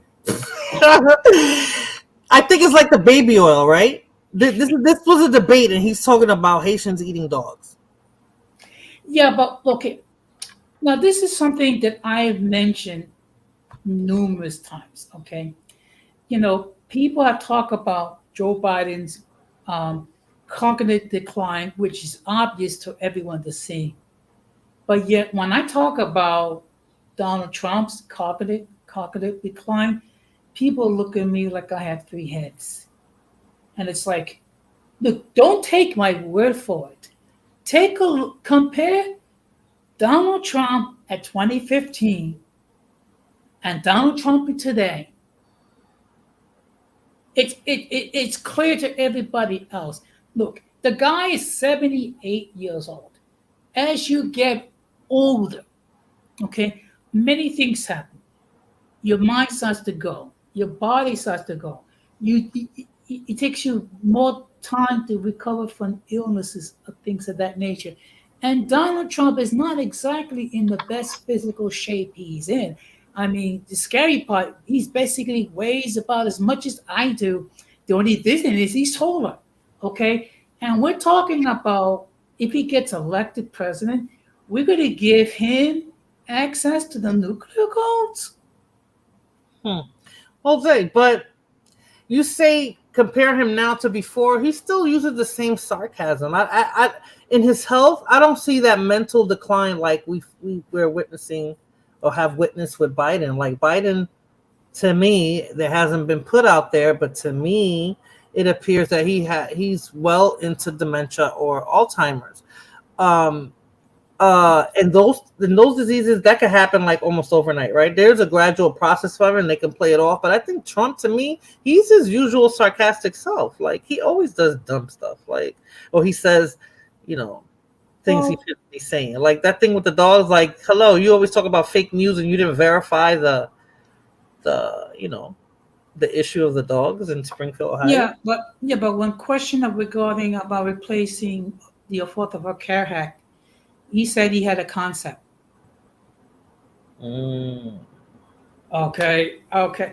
Look, I mean, look, maybe it's just me, Mm-hmm. maybe it's just me, but the reality is this: as you get older, okay, Mm-hmm. you know, your health do start to decline gradually. Okay, I'll take a look at myself. I'm going to be 62 years old in a little over 2 weeks. Okay. Okay, Okay. and okay, I'm not the same person I was 20 years ago or even 10 years ago. Okay, um, now I at some point I'm going to experience cognitive decline. The difference is at least I am aware of my of no of my no of my situation, what have But you. Jose, wait. How do you know that's going to happen? It's the time. It's aging. You talking about your mental or your physical? Yes, Because mental. no, because my grandmother passed away at almost 96, and she had her mental up until 3 months before she passed away, cooking Okay. Sunday dinners and everything. So not everybody has the same fate. Now, if it might run in your family, and maybe you might say, okay, there's a chance that might be my fate as well. But you can't just think because of old age, your brain is going to go as well. That's not true. Well, I think if you are aware, you can slow the decline. Okay. If you can slow the decline to the certain extent. Okay, by trying to keep your mind focused and things of that nature, Mm-hmm. and trying to keep as healthy as you can. Mm-hmm. you can slow the decline. Oh. I don't know. People in my family live to be old, and they have their mental is just fine. Now their physical, like my grandmother, arthritis was kicking her ass. That it got to the point towards her mid to late 90s, she had to use those little walkers. But mentally, she was fine. And my grandmother before that had a brain aneurysm and came out of that in her 80s. Well, okay. That's what I'm saying. It's not everybody. I don't know if that's going to be my reality, but to say that just because you're getting old, that's going to be Jose. You might be 80 something years old and still got the same mind you have now. You're just going to feel every bit of 80 years old. You know what I'm saying? But mentally, you're not. I think sometimes my knees feel like they're 80 years old when I had knee replacement. So I believe that. I believe that your body is not going to be the same as it was when you were younger. I think that's what goes. That's what gets the wear and tear. Your brain, I don't think so. And I mean, I'm going to get back on topic, but it has a lot to do with diet that I've been looking into. It has a lot to do with diet. Your brain. Well, going. I have lost about 50 pounds. Not so much losing weight, what you ingest. Yeah, that too. I also changed my diet as well. Okay, good. So I'm trying. Yeah, I'm not. So I'm just trying to stay away from fried fruits. I'm trying to eat more healthy. Processed foods. Yeah. Yeah. Because go ahead. Because I want to live my golden age. Yeah, you want to enjoy it, right? Huh? You want to enjoy. You want to live a long, healthy life if you can. You know what I always pray for, Jose? That I just have my mind. I mean, I know my body. I don't want to be in the wheelchair, but I hope I have my mind. I don't want to be sitting there like a vegetable, Yeah. Unfortunately, because my other grandmother, she's 106 and she's blind and she goes in and out, so she doesn't know. You know what I'm saying? Well, the fact that your grandmother's alive at 106, I think that's a major miracle in itself. Yeah, that's my stepfather's mother, and she's 106 years old. I'm like, well, wow. I say God bless her. Yeah. So okay. So now I'm going to show another video that we got. So don't think that that's it's the end for you, Jose. It might get better, not worse. Okay. All right. Let me play this next video. Let's dive into one false claim Trump made, an egregious claim about migrants supposedly eating people's pets. In Springfield, they're eating the dogs, the people that came in. They're eating the cats. They're eating the pets of the people that live there. This is not only false, I think it's fair to call this odious. This, for people who have not been online in the last couple of days, this claim about Haitian migrants in Springfield, Ohio, eating people's pets originated with a Facebook post that attributed the claim to a neighbor's friend's daughter. So, a third-hand broken telephone kind of thing. The city of Springfield and the Springfield police say there are no credible reports of this happening. And even J.D. Vance, the vice presidential candidate who himself had promoted these claims, acknowledged this morning that the, quote, rumors might turn out false, although he still encouraged people to spread these cat memes. Now, I'll note that Trump himself added dogs to the equation. They had not even been part of these viral nonsense rumors before. So, in Trump's words, fake news? I guess you can say that this has been a perfect farce, and this was a catastrophe going on. But seriously, the fact to put our whole community in such a negative light, it's sad. Okay, now I don't know a lot of Haitians, but the Haitians I do know, they are responsible people. They're productive people. They are okay, and we have to bear in mind that Haiti was the first country in the so-called New World that actually gained its independence from France. Mm-hmm. I just wonder why. Was that appropriate to say at the debate, even if it was true? Was that his basis on saying immigration's not working or something like that, like Haitians eating dogs? Can he just talk about the money that is costing each state that's housing these migrants? Why wouldn't his focus be on that versus, if Haitians are eating dogs or not, especially when he didn't verify the information? Well, if you listen to Trump, you would think that multiple millions of undocumented people are invading this country. First of all, a lot of these people are documented. Okay. It's just that whatever crazy situation that's happening in their countries is such they have to come to the United States. And of course, we have to save the entire world from itself. I think, and I have said this multiple times, the one thing that I think the Biden administration that screwed up in how he dealt with the migrants or the asylum seekers or whatever people want to call them today. Um, what I think should have been done is no, there should have been like a national policy to deal with these people, and each state just get in a certain number of these individuals, and then once they reach the limit, no, just shut the gate and do not allow another single person to come in. Look, in New York, there's over 200,000 of these people in New York as we speak. Okay, and New York City is going broke trying to house and feed and deal with these migrants.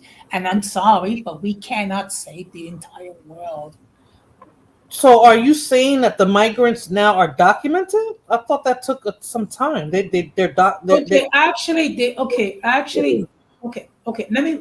I'm gonna speak regarding as far as New York is concerned Okay. because I actually worked with them. Okay. Okay, actually, they had documentation. Mm. Okay, they had national IDs, they had birth certificates, and things of that nature. Mhm. So I cannot speak, say, for the other states, but at least as far as New York is concerned, they were Mm. documented because I actually helping doing some of the processing. Oh, so they come here to New York, and then they're given like what, like a visa? What are you able to talk about that? Okay, what? Okay, what? What? Okay, when the whole crisis began, it was put into hotels. Okay, of which they were fed, they had rooms, they had TVs and things of that nature. And then some of them was actually given like debit cards with hundreds of dollars in order to buy food. Okay. Hmm. Uh, do not ask me why, because I mean, it seems like they're going out of their way to help these people, while at the same time we have before they came in, we had over 50,000 New Yorkers in the shelter system. Hmm. Okay, Hmm. and did not see them put in as much as an effort to help these people. Okay, and this is the thing. I have no problem with people helping people, but we should not neglect our own people. Okay, we're gonna get to talk more about that because that's gonna be my third topic, Jose. So then you'll be able to give us a little bit more clarity on that. I want to play. Let me see if I can present it. I want to play a video that I just got. Hold on. Let me see if I can do it.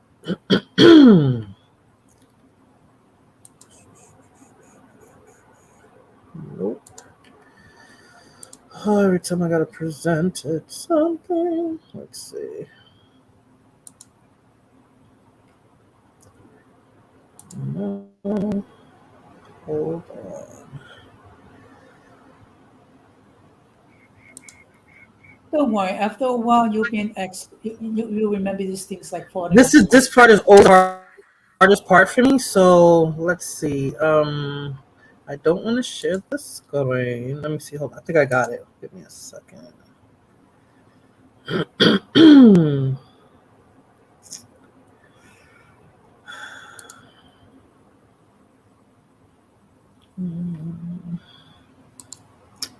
Oh, F me. Oh, I think I know how to do it. Hold on. Let me see.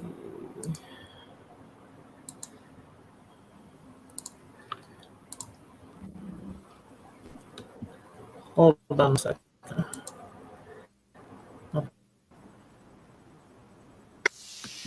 You can't see it, right? Yeah, I saw it. You did see it? Okay, hold on. Let me go back there. Yeah, I saw it in the private chat. Okay. Oh, no. I'm trying to do it here. Hold on a second. Then. Let me X out of this. Let me do this again.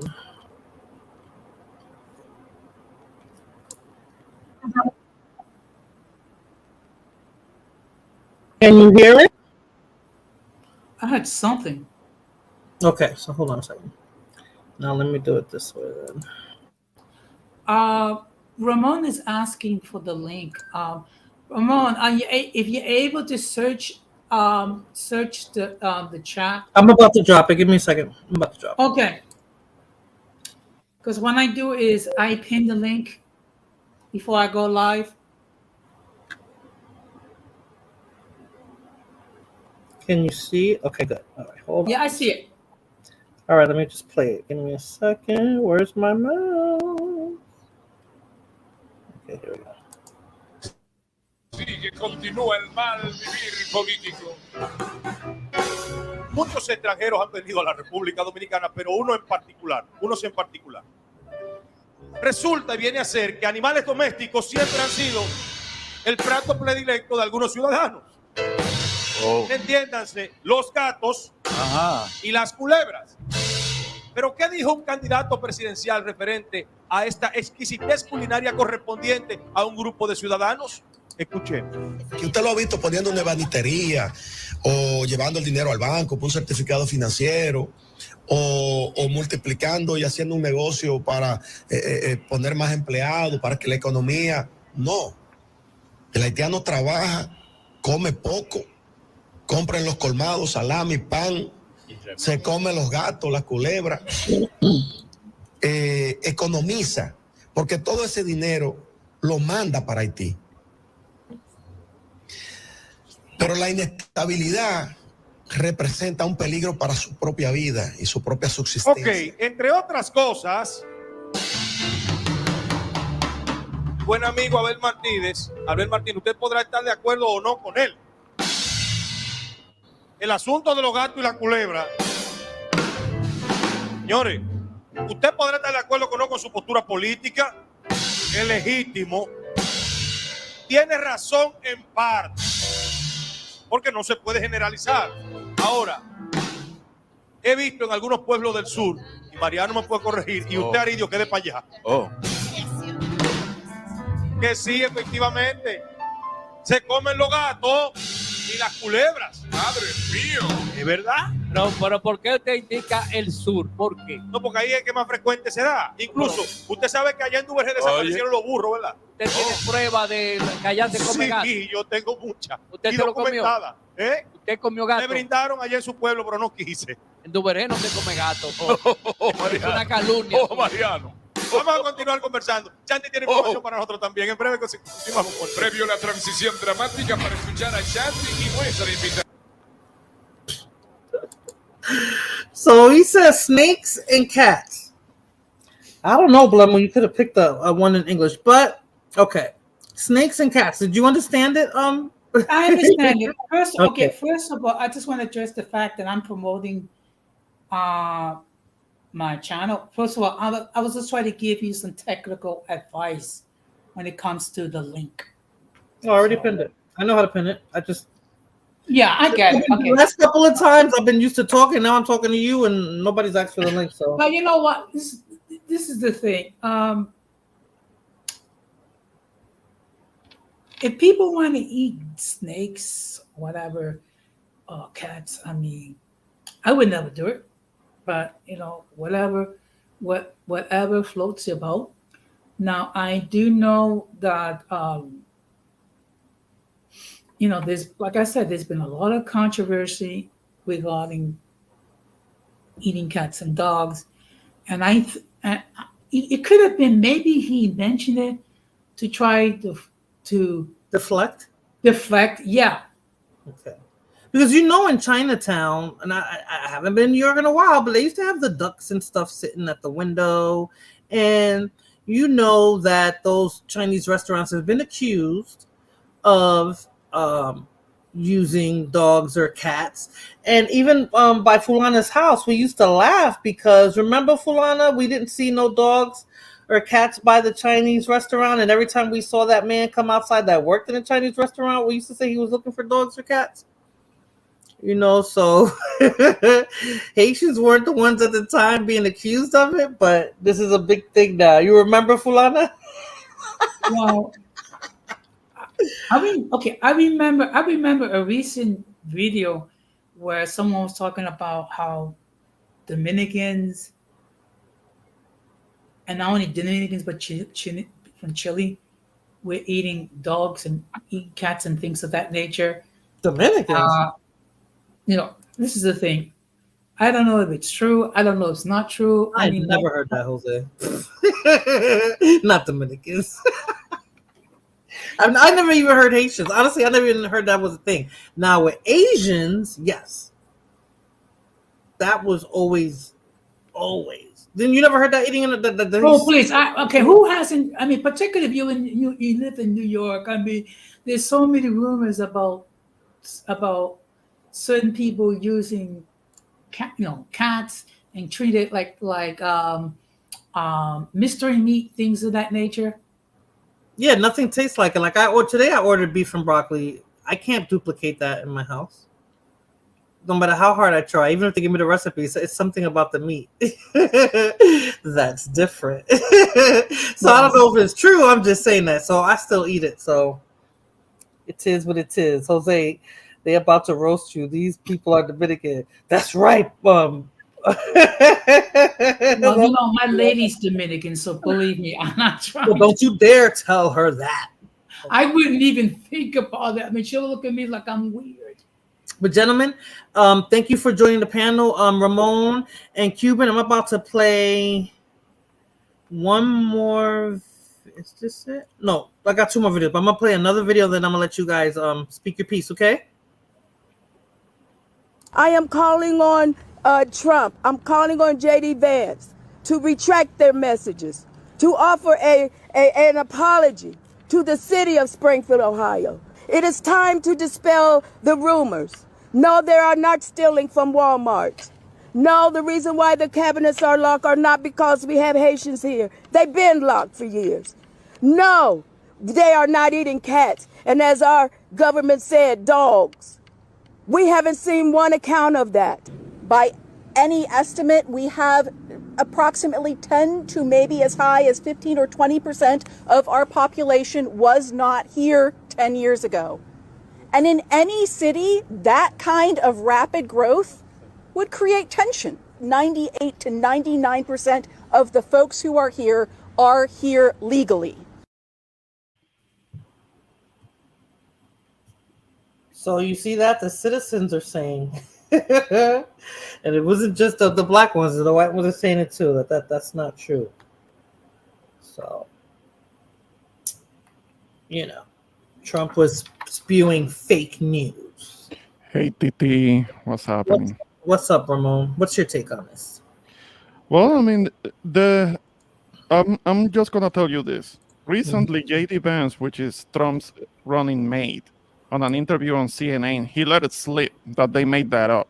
They were kind of like grilling him about it, and he said, well, I mean, they're doing these things in Springfield, and we have to make up these stories to get it out to the people, something along those lines. The thing is that he used the word make up stories. So basically, he let it slip that they make that up. That whole notion that people in Springfield were eating the dogs and the cats, that's something that somebody heard from another person, and they posted something about it on Facebook. That's where that started. It wasn't anything confirmed. It was some hearsay. Exactly. And by the time it got to the fifth person, it was lost in translation, right? Everything went to. Yeah. It was a bunch of hearsay that ended up on Facebook, and from Facebook, it got all the way to Trump. And he's the first one to say fake news, right? Don't listen to that. Oh yeah. I remember back in 2016 or so, when anybody would try to fact check him on that, it was always fake news, lies, fake news. Yeah, that's how I always understood it. So that's why I was surprised when I heard that he was saying all that, and then to come to find out that it wasn't true. I'm like, wait a minute, he always talked about fake news, so wouldn't he fact check it before he just opened his mouth, or he didn't have anything better to go back and forth with Kamala with, so he figured he'd deflect. Of course, no, because somebody who thinks like him, the whole thing about having to fact check others, and others have to be 100% correct, and they're not allowed to misspeak on something. I mean, they have these high standards for everyone else, but he can lie all he wants. He gets debunked all the time. There are whole websites that you can look up where he gets debunked over and over. He has literally lied thousands of times. I don't doubt it, but it's just like, they can teach him and he can have people guide him to learn how to debate, but instead of allowing that to happen, he always just likes to talk this, No, you think that he's gonna learn anything? Like it's me and you talking, like it's me and you going back and forth. It's like it's me and you going back and forth instead of politicians going back, right? Because when you're listening to politicians, it's a different caliber of communicating with each other, right? It's not like me and you talking. So they're supposed to be on a more intelligent level where they have more information and more intellect on their side. But that's not how the Orange one, the Agent Orange, does it. I mean, he just spews things out and he repeats it over and over and over, and his followers believe it because that's the low intelligence people that follow him, that are his minions and followers. They believe whatever you repeat a lie long enough, however many times enough, and there are people that are gonna start internalizing and accepting it. Yeah, just a disclaimer. I don't care about either of them. I think they're both full of BS. So I'm not picking one over the other. I think they're both full of BS. Just in case somebody was like, Titi Juju or whatnot, that you're taking Kamala supporter. I mean, I think Kamala's full of. I've heard a couple of her speeches too, and she's. I don't know. She's an attorney. She's disappointing. I'm like, she doesn't know how to speak either. Like, she's disappointing. And the running mate and Trump's running mate is a fraud. It's a fraud because you can look up. Just a few years ago, he was a never Trump guy. I don't know if you have heard, kind of like they put it to a beat. His voice saying, "I'm a never Trump guy. I'm a never Trump guy." If you can look it up, that's his voice, J.D. Vance's voice, who said that Trump should never be president again, and he's a never Trump guy. He was the one who said that, and they put his voice to a beat. You can look it up. And that was just a few years ago. Why now all of a sudden he changed? He didn't change his mind. He may have gotten paid off to now support him, like so many other people that show up, or celebrities that show up to support, and including the likes of Nicky Jam. That was, oh my God, that was hilarious. Nicky Jam's a woman. Those two didn't meet before that rally. Those two. And Nicky Jam played it off. I'm like, why didn't he let his ego come into play and be like, really, you don't even know who I am, like, and just laughed it off? Because that's what I would have done. Like, I would have laughed it off. Yeah, because he referred to Nicky Jam as somebody. She's hot. Like, que estaba bien buena. He like, had no clue. Obviously, because those two didn't meet before the rally. He didn't know who he was. It's not like what happened back in 2008, in 2008, because when it was John McCain had a rally, and he actually brought Daddy Yankee on. But at least before introducing him, he spoke a little bit about him, and he said that he was married. He's been married for a number of years, and he's somebody who is popular with the youth. He spoke a little bit about him, clearly showing. One more thing, Ramon. Huh? Why do they keep using celebrities? or music artists. Well, and because they think that they can buy for our vote, at least when it comes to us Hispanics, they think that they can buy for our vote They do it for African Americans too. Yeah. No, but the way that Trump tries to use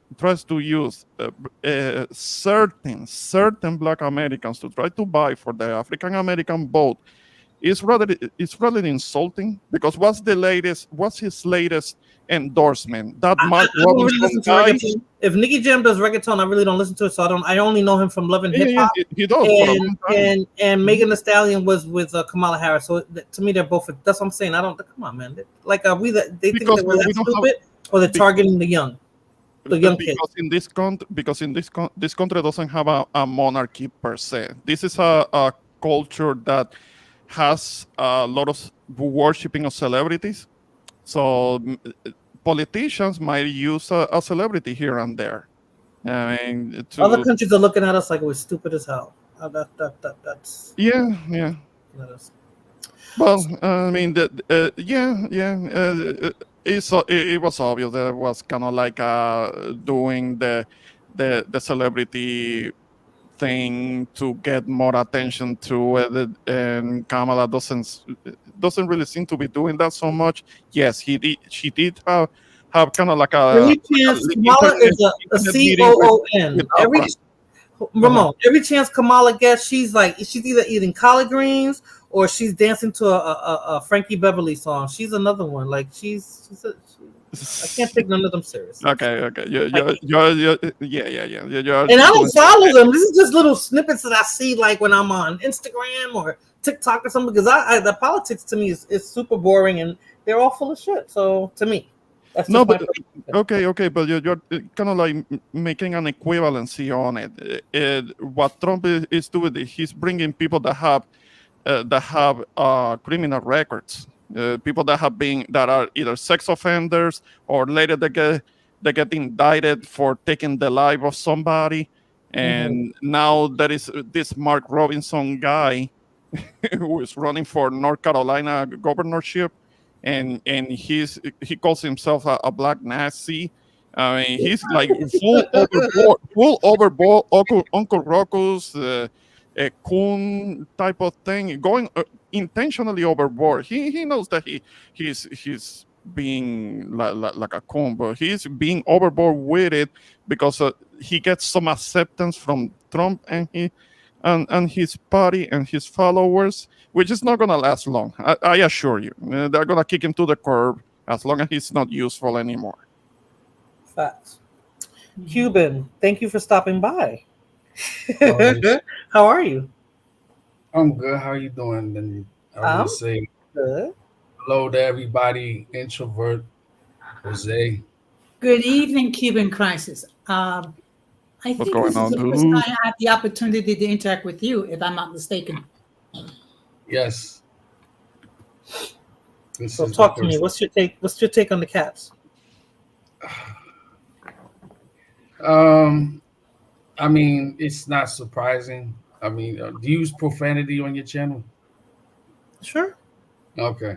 So Donald Trump has stated, certain countries like Nigeria and Haiti, he's called them shitholes. Yep. And Puerto Rico. Yeah, Puerto Rico, shitholes, right? Mm-hmm. So it's not shocking. And it is what it is, man. Yep.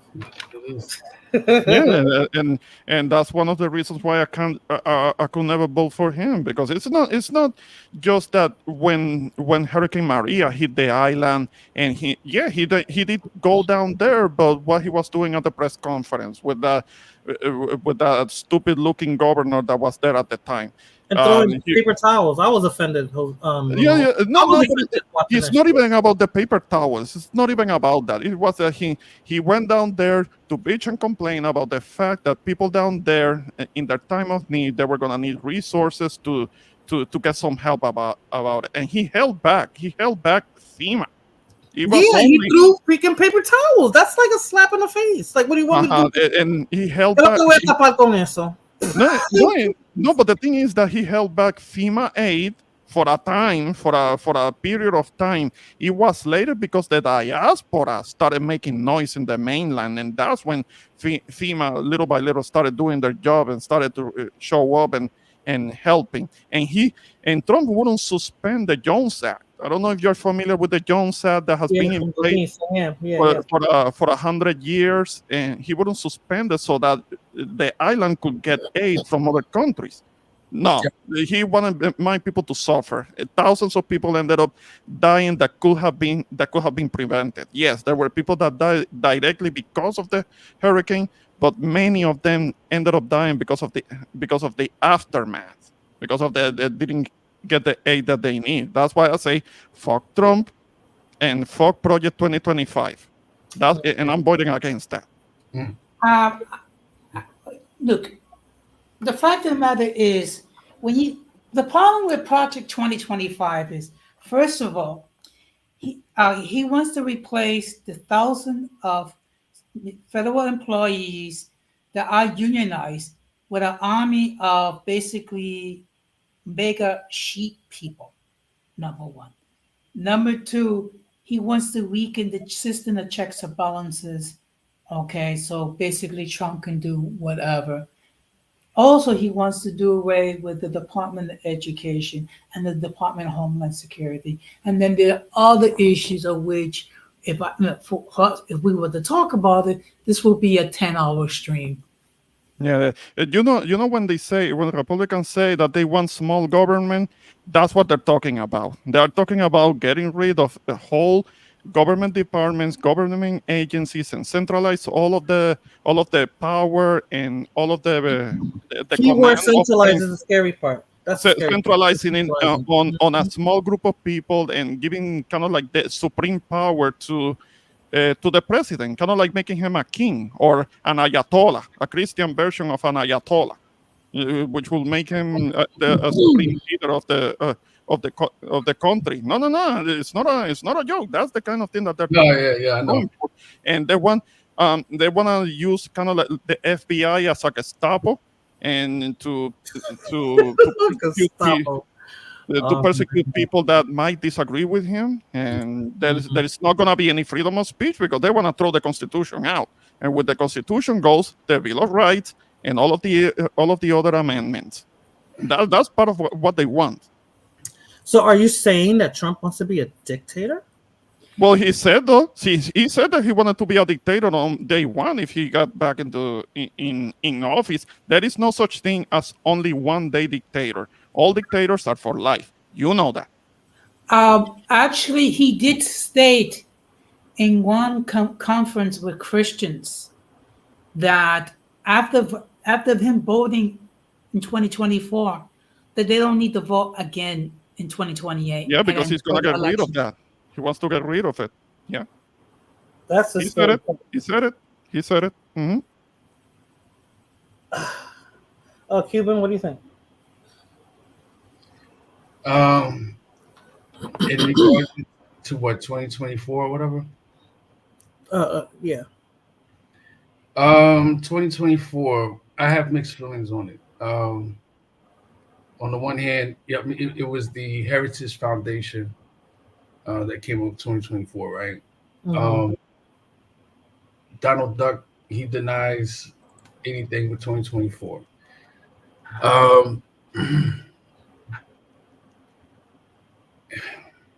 Okay, he denies it. I'll tell you a fact about it, but go on, I'll wait. Yeah, no, like sometimes I get brain farts. I apologize. And the thing is like I want to articulate what I'm going to say, and I can be long-winded, and I'm trying not to be long-winded, so I'm trying to like paraphrase it. I'll just say I have mixed feelings on it.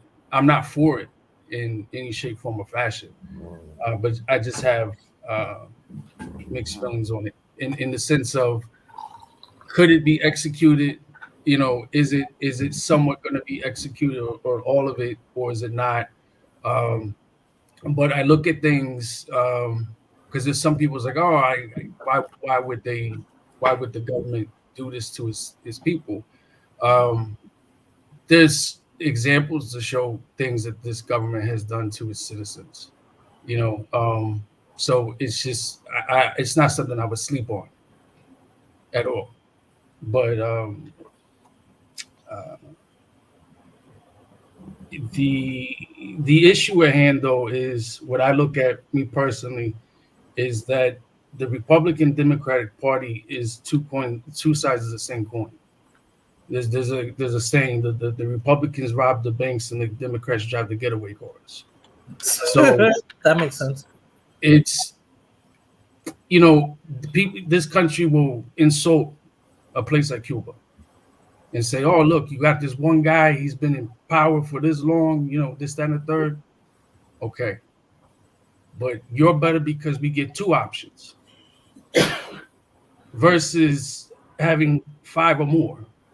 So it's always going to be limited to these two parties, regardless of how you cut it.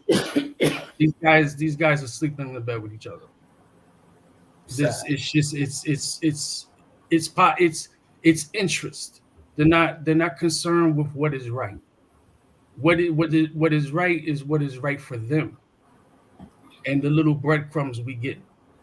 But it's unfortunate that many of our people that come from different countries, they think that the roads are paved with gold here, and they look at things such as materialism and say, "Well, I didn't have a dishwasher in Cuba. I had a, I think a little cheaper than a dishwasher. I got one. I don't know how to use it. I had to wait." We don't use it. That's not what we use. No, I store things in the dishwasher. Thank you. Me too. So people see stuff like that, and they let that pacify them.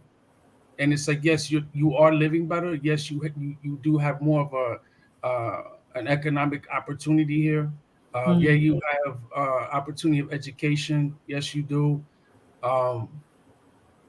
But they don't, and I'm saying in particular to Latino people, a lot of them don't tend to want to face the reality of shit. They just don't, and that's a concern that I have with the community of abroad through the diaspora, is that they ignore things, they deny things, and they're just easily manipulated with the politics. I'll give you an example what I mean by this. When you talk race, social construct of race, to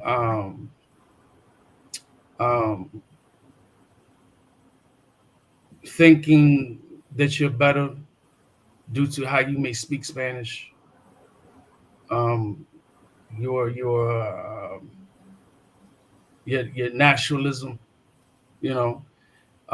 like I just did a show about Haiti, and I did a show in regards to a Dominican professor that was talking about the issues in Haiti, 1937 with the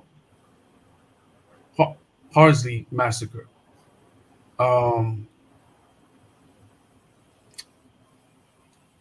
There's things that take place in these countries that is orchestrated by the United States, and then we get the puppet politicians.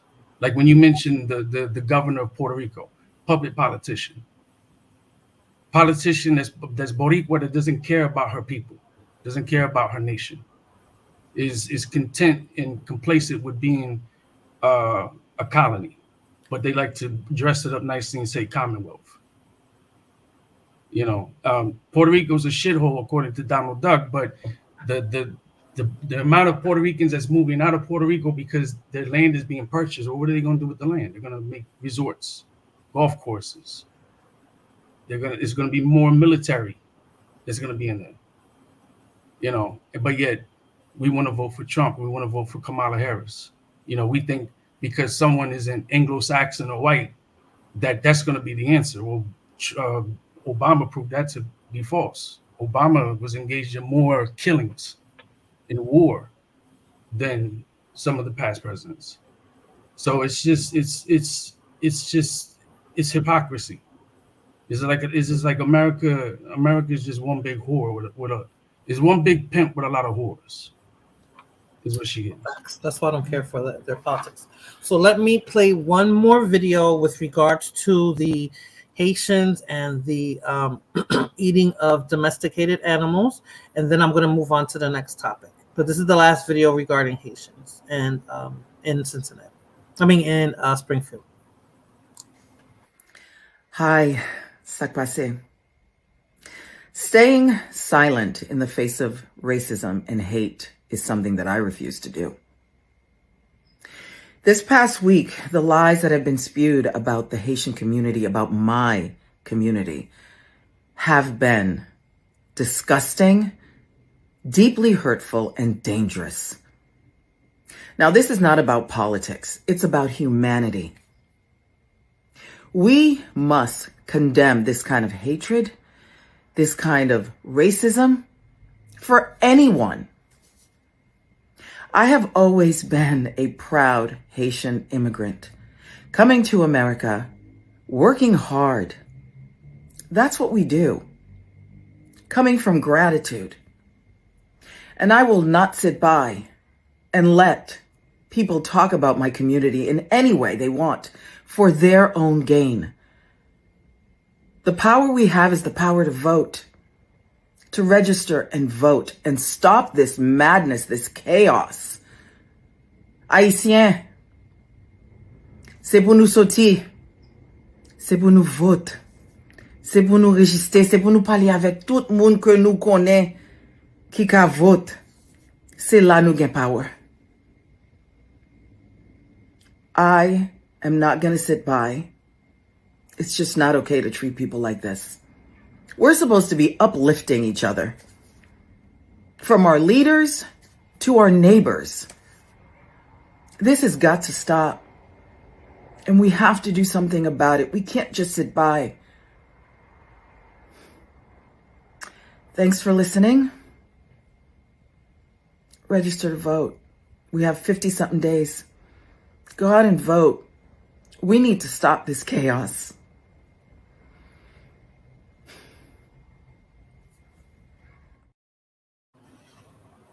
I was gonna ask her before, you stupid. I was gonna type in the chat what she say. But she's the only Haitian celebrity that I found speaking on it. I didn't see anything from, let's say, like Wyclef. I don't know if Wyclef's still around and alive or whatever. And I'm being sarcastic because I haven't heard from him in a while. The other entertainer, Jason Derulo, I don't know, and anybody that that's known, I haven't heard anything from anybody except her, which I found odd. Well, what happened is a lot of people don't know anything about the Haitian community to begin with.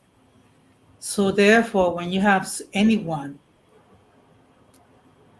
that says stuff similar to what's being said, what it does, it gives people a false image of a community. Okay. Now, like I said before, the Haitians that I have met, they are responsible people, they are hardworking people, and unfortunately, the only thing people know about the Haitians is voodoo. And I'm sure there's a lot more that could learn from the Haitian community if we would just open our minds and actually ask serious questions. In Springfield, Ohio, it was actually the Haitian immigrants that revived the church there. Because Really? people weren't going to church as much, but it was the Haitians that started showing up there. They were the ones that kind of like made the church there more relevant. So my understanding is that most Haitians are actually Christian, particularly Catholic. There may be some that may still practice voodoo, but it's not. But it's like a minority. Some, yes, but like most of them are more like Christian leaning. Yeah. Okay. Yeah, yeah. I mean, now you can you can ask more about that to Dominicans, but they have their issues with Dominicans that are kind of complicated because of having having the two countries on the same island and the issues that can bring. But I have been there. And I have been wanted to see the Haitian men being the one that work constructions and building houses and buildings, and you see the Haitian women. You can tell who the Haitian women are because they are the ones that carry something on top of their head. I'm not generalizing, but Dominican women don't carry things on top of their head. Mhm. That's usually Haitian women carrying a basket, and they have some type of products that they are selling out of the basket. Right. But you see This- them everywhere. Mhm. There's a lot of Haitians in Mexico. When I was in Mexico 2 years ago, there was Mhm. quite a few. So you have a lot of Haitians and Cubans that are, instead of coming into Miami, which I'm sure you guys know, I'm speaking to the choir, but go through Central or South America.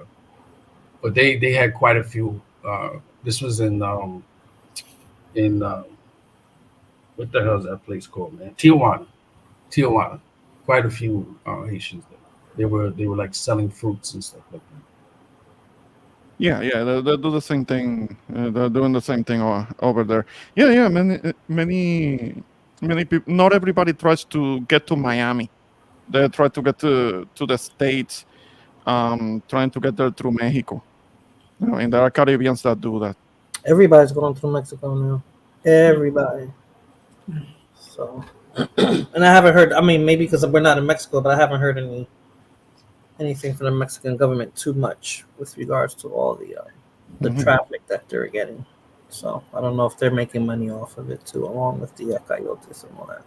Oh man, they making bread off. The government, I know the coyotes. I don't know about the government. I don't know if they're in cahoots. So that's what I'm saying. I haven't heard much because I'm maybe- sure with like the corruption there. I'm sure there's people paid. I'm not saying everybody, but I'm sure there's people that are involved that pull strings for shit to happen.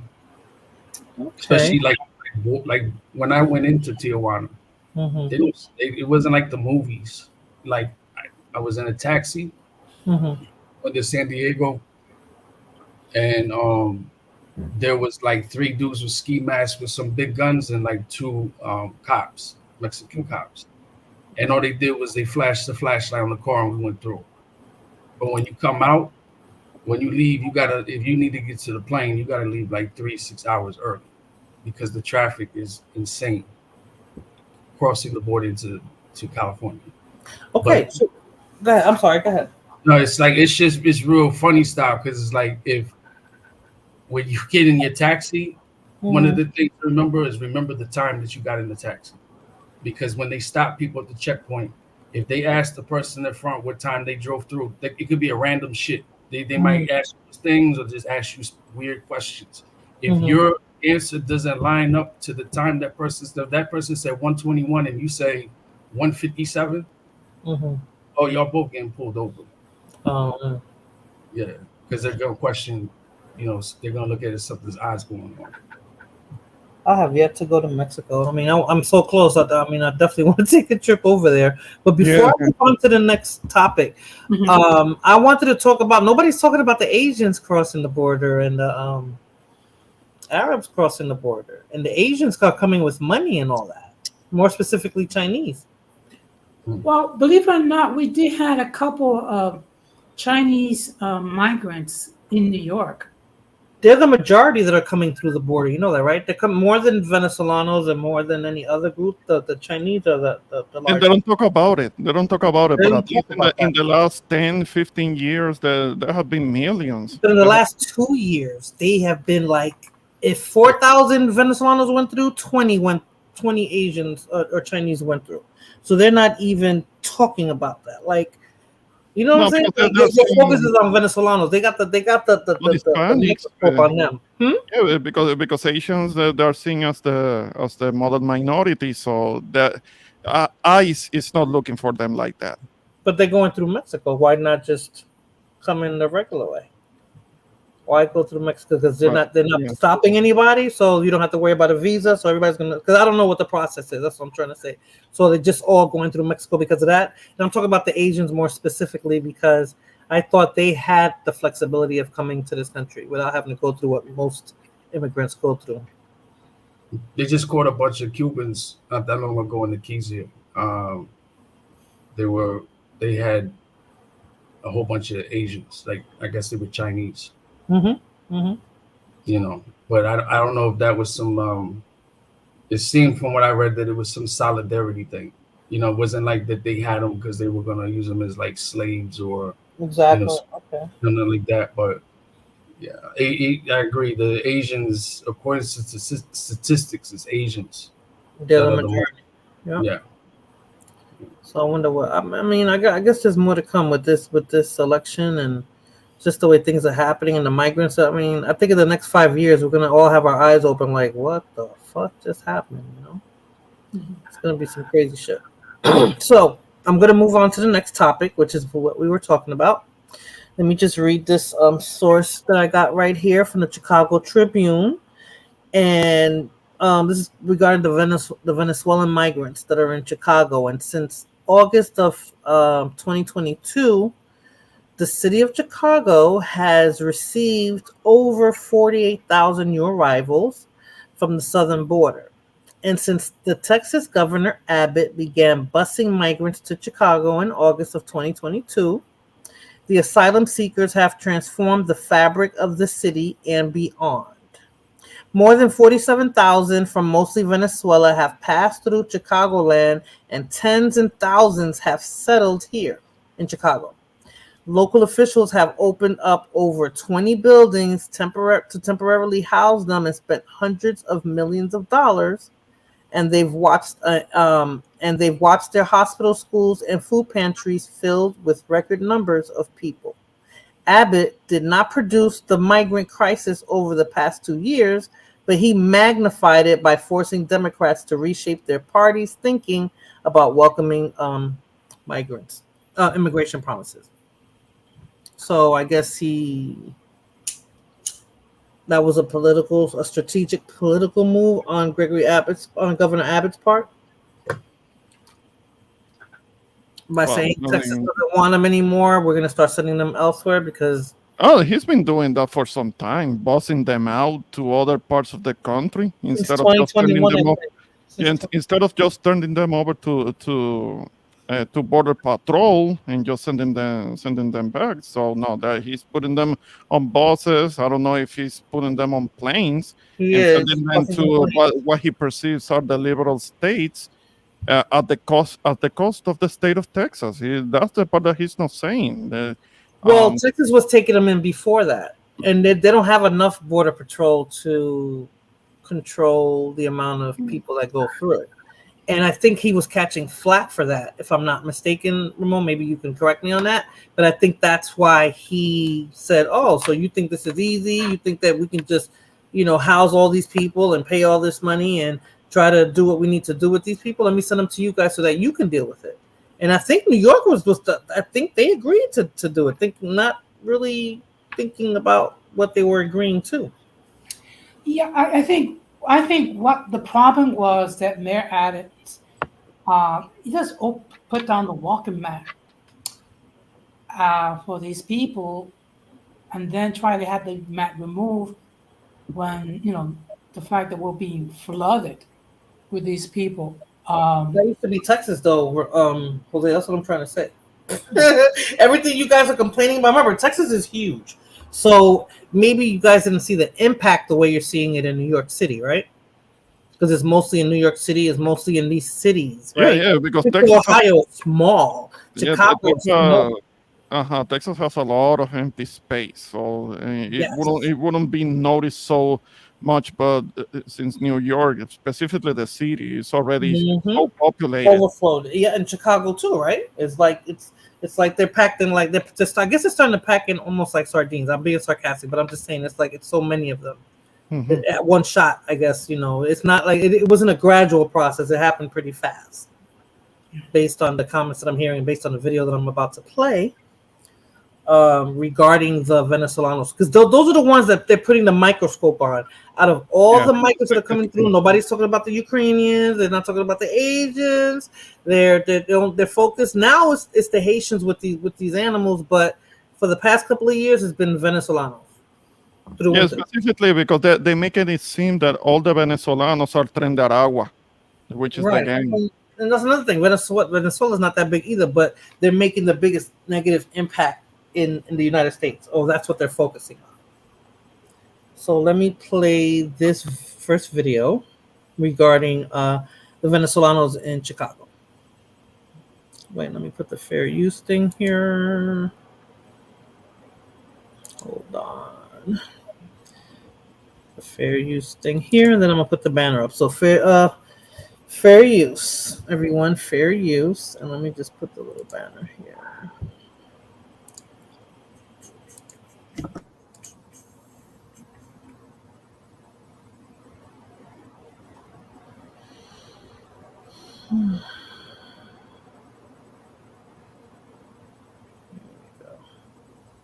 No, $15,000 in food stamps and $5,000 cash money monthly.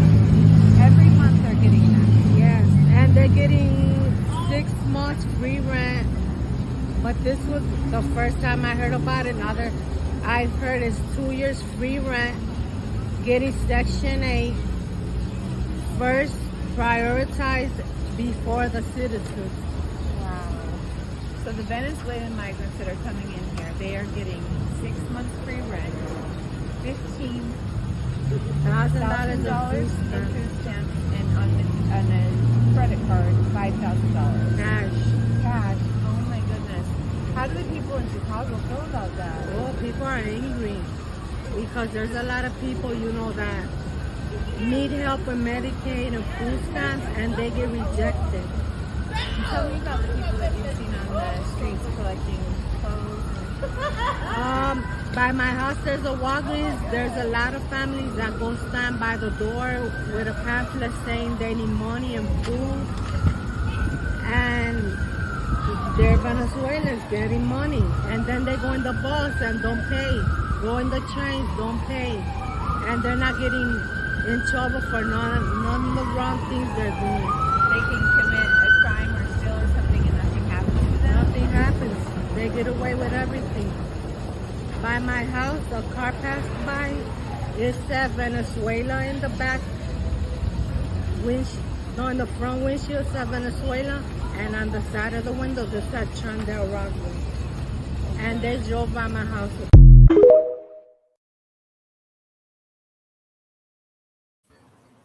Crazy. That dollar amount seems to be exaggerated. That's not the dollar amount in New York, is it? Actually, there were people who were getting hundreds of dollars in debit cards to buy food. A week, a month? I think it was a month. But just to give you an idea, some of the crazy stuff that there was talk about. Mayor Adams was trying to encourage New Yorkers to house these people, and they would get like $100 a night. What? To house these people? Uh-huh.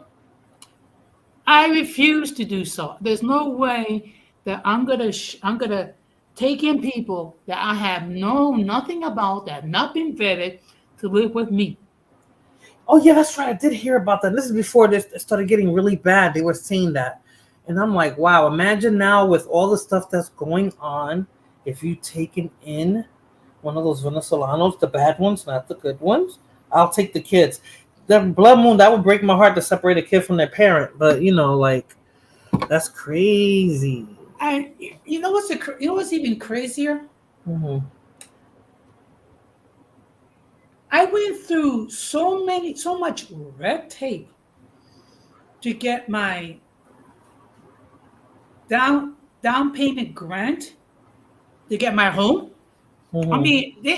I mean, I went through so much paperwork and what have you. or a 20,000 down payment grant. And here we are, people who we just bringing over here. They're getting $1,000 in debit cards and all these services and what have you. Meanwhile, we have New Yorkers that are not being taken care of. It's crazy, right?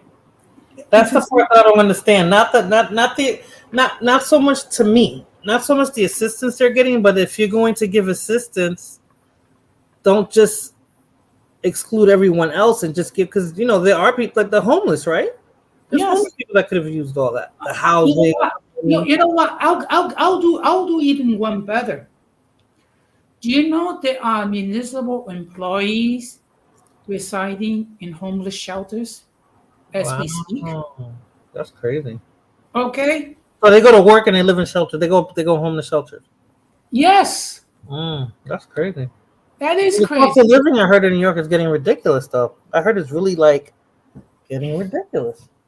Yeah, I mean, basically, you have to either be super rich or have live with 4 or 5 different roommates in order to afford housing over there, because affordable housing does not exist in New York. Okay. Now, of course, every city has its problems, crime and what have you. We have a slight problem with mice over there in New York and everything like that. Don't start with that. Don't start with the little so-called little mice. When you know that you have these monsters that are the size of possums. I had a video about rats, but I can't find it now, Ramon. That if you saw it, you'd say, "You know what? What part of New York was that?" To make sure I don't. Well, I have seen a couple of them. I have seen a couple of the ones where the rats steal people's pizza. I've seen mice, Ramon, but I've never seen rats before. And I'm from I have mice, seen but not rats. the one at the bodega, the big rat at the bodega that was so fat that it was walking slow. In real time, I've never seen it. You know that usually rats move fairly fast and they hop along and run quick. No, this rat, it was noticed that there was a person nearby, but it was walking slow because I think they're not afraid of people anymore. The humans are afraid of them. They're not afraid of people anymore. Yeah, they're like, we run the streets. We run this. Well, I've been living in my area of the Bronx for 6 years, and I've only seen one rat. I've seen mice. Here we go. I've seen mice, but Jose exaggerates, Ramon. Yeah, I know. Something that I wanted to mention, going back, because this is a subject that you already covered before I came in. The whole Diddy thing, very quick. And when they were talking about all of the baby oil, all of the bottles of baby oil. I don't know why would somebody stock up on so much baby oil. And so that sounds to me like it could be set up, because if somebody has a kind of dry skin, there is lotion for that. People don't use baby oil like that for dry skin or that's not a lie. Even people who are in the life. That's why I was being sarcastic, but they use a different type of lubricant. They don't use baby oil, from what I've heard. So right. I don't know. It's to deflect again, like that Jose mentioned that. Like, why are they talking about that? Like, yeah, they're talking about the baby oil, but that gives us an idea of what it could be used for. Maybe us that are of a certain generation, we understand it, and the younger generations might not. But there is only one real thing to use. Kind of as a lubricant, if you know what I mean. No, that's what I'm saying. I mentioned it earlier. That's why I'm like, it's not baby oil, and they're saying they found this and they found that, but they didn't find condoms either. Ramon, I'm like, yeah. Well, I mean, look, there are those who like it raw. Jose, you be killing me, Jose. Jose, you be killing me softly with that. Like, oh my god. Maybe I like to roll. That's one of my favorite songs too. But seriously, are you kidding me, Jose? Jose, how about you? Jose doesn't know the song, no? You know the song, Jose, from Wu-Tang? What? I like it raw. No, I say some people like it raw. I mean, not, That's a phrase on a song, a very popular one. Yeah. but you know something. It came to mind when you said that.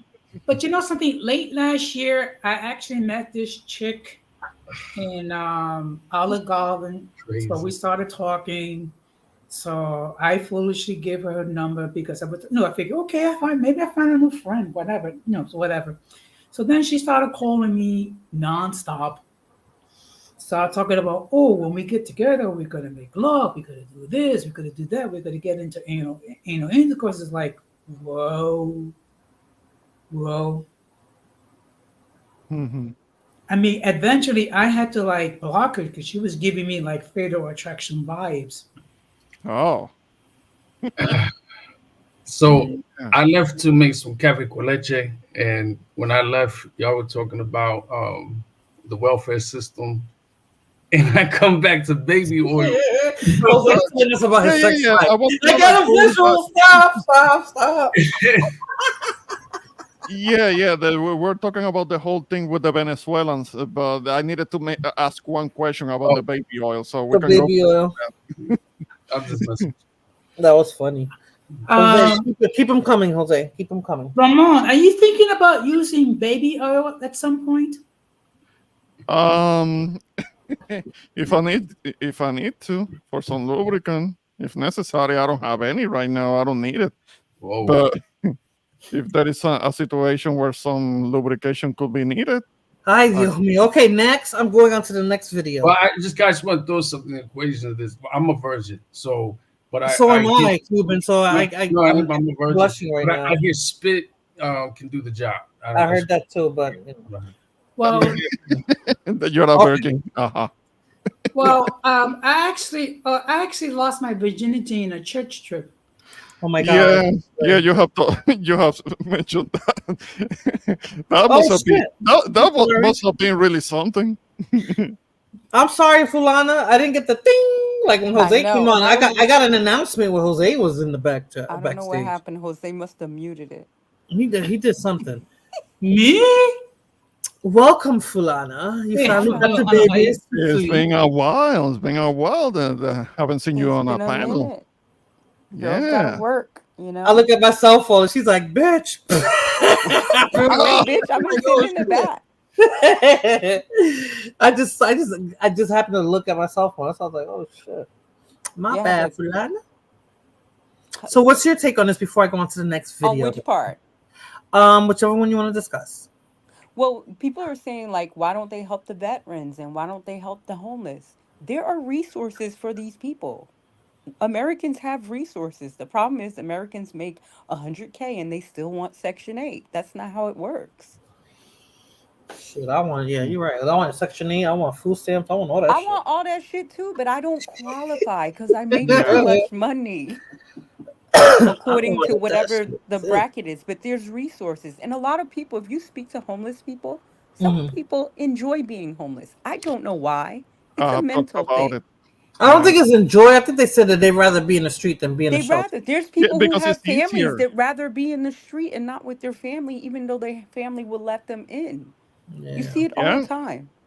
I have talked about it because there are people that would rather be homeless because that way they can get everything they need from the counties or the cities that they live in, and they don't have to clean themselves up and work for a living and pay taxes like the rest of us. I mean, they would rather stay homeless because there are certain resources that take care of their needs, even when it comes to whatever substance abuse problem they have. I mean, there are certain resources that are directed to that, and they stay homeless, and they would rather stay that way because it's easier. they don't have to do one homeless guy growing up. Exactly what Daniel said. Homeless don't want to be homeless. They don't want responsibilities. Yeah. Exactly. No, and where I'm from, I saw that a lot. They would rather stay that somebody with a substance abuse problem, they would rather stay homeless so they would rather just stand by the traffic light and beg for change just enough so they can get their next hit. Exactly. So they can go to the caserio, to the projects to get the next fixed. Ramon, do you see any homeless people where you live at? Because I don't see them where I live at. No, where I'm at, no. don't see homeless people out here. Seeing homeless people Morena, here is believe it. actually very rare. Mhm. Or Titi. I gotta call you Titi now. Titi, they're here. They're right by City Hall here. What? Who's right Homeless by City people. Hall? Really? People. Yeah, the No, but I Hispanics. mean here, like I don't know what it is with Texas, but I don't see homeless people. I don't know about Houston. Daniel could probably tell me about Houston, but I don't see where I'm at. I don't see ever. I think I saw this one lady, but I don't think she was really like homeless. I used to see her walking around with a shopping cart, but and that's one person, and she was always Well, clean. some don't look like the typical back in the day homeless. And we used to have one growing up that lived in my building. We had two entrances, and he used to live by the back entrance, so nobody went through there because it stunk really bad. But they used to get him his butter roll in the morning and coffee, and for dinner, people would bring him stuff, and he just chilled, and he didn't need a home. He liked where he was at, and he stunk. He stunk. But you know what it is when you have people like several generations when they never see anyone that actually gone out there to work to do a 9 to 5 and pay bills and have a place to live. I mean, it becomes it becomes a never-ending thing. I mean, that's how it is. It's the same thing with people on public assistance. You have some people that have been on public assistance 3, 4, 5 generations because they never seen anything else, and that's all they know. I mean, some people just don't want to do anything to try to improve the situation. Mm-hmm. Yeah. And I know it sounds New York, where it's cold. Mm-mm. I know Well, that first of all, technically, New York hasn't been cold. Oh my God! Why did I mention that? Oh my God! Why did I mention that? No, don't get him going. Okay, so I'm going to go to the next topic. Next time, Yeah, please. Okay, what Please. other Don't get opinion him you going want? on the What other weather. opinion Because you want? What do you want me to? Diddy. Oh, he's guilty. He's not gonna see. He's not coming out. He's They're a not gonna goner. give him bail. he's gonna You think be he's gonna have the next same to fate R. as Kelly Epstein? or something. He has to stay there until trial. You think he's gonna have the same fate as Epstein? We never know, right? Mm-hmm.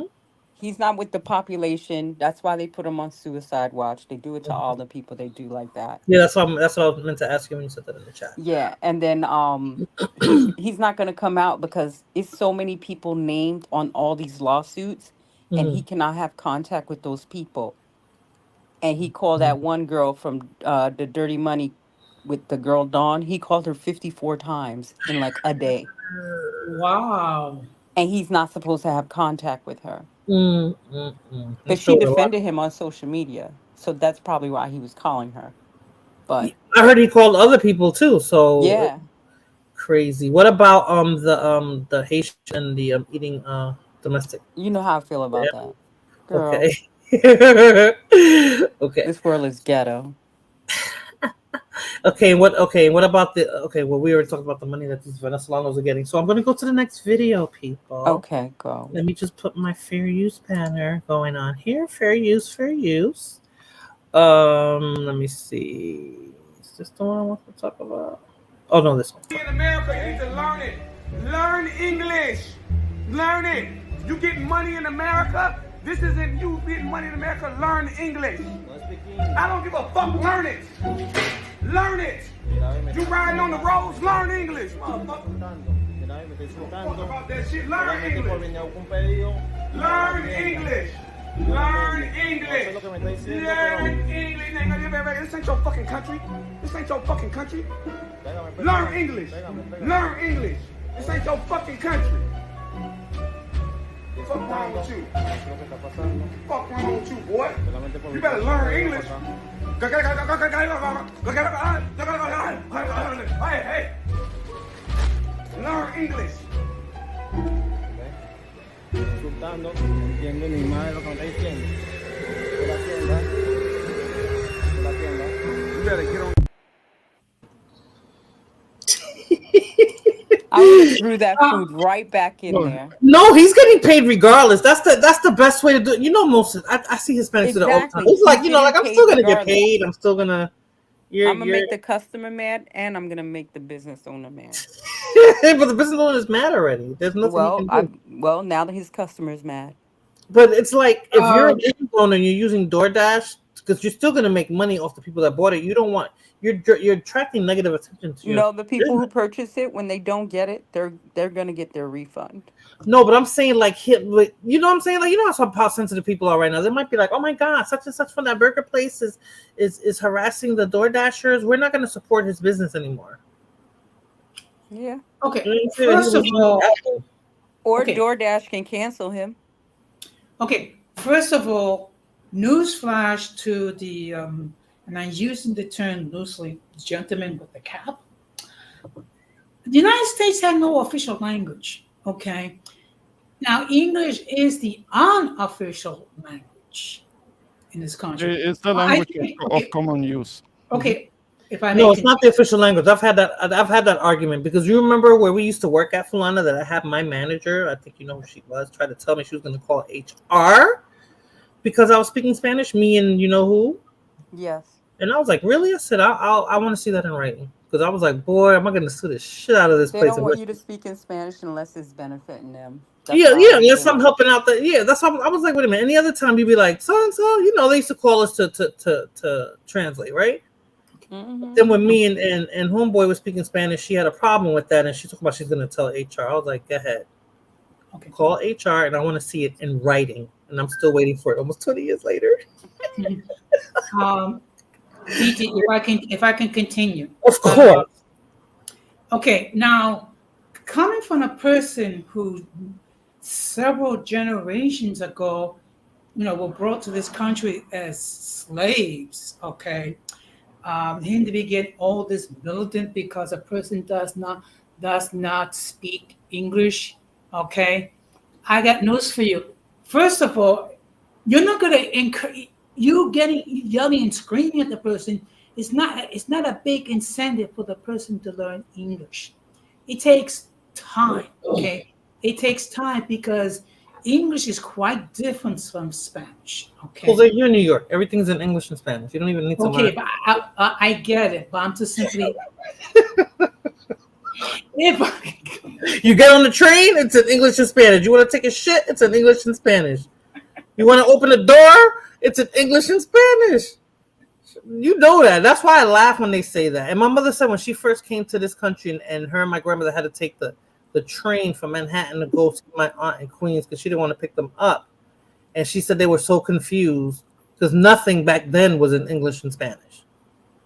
So she said they were there for hours before they got on the right train to get them where they needed to go. But now you don't need to learn English. Mm-hmm. You don't need it. You can move to Chinatown and never learn English. You can move to the Heights and never learn English. No, but I just find it very ironic, the whole skit, whatever. But that's just me. I'm different. I get it, Jose. English was your first language, right?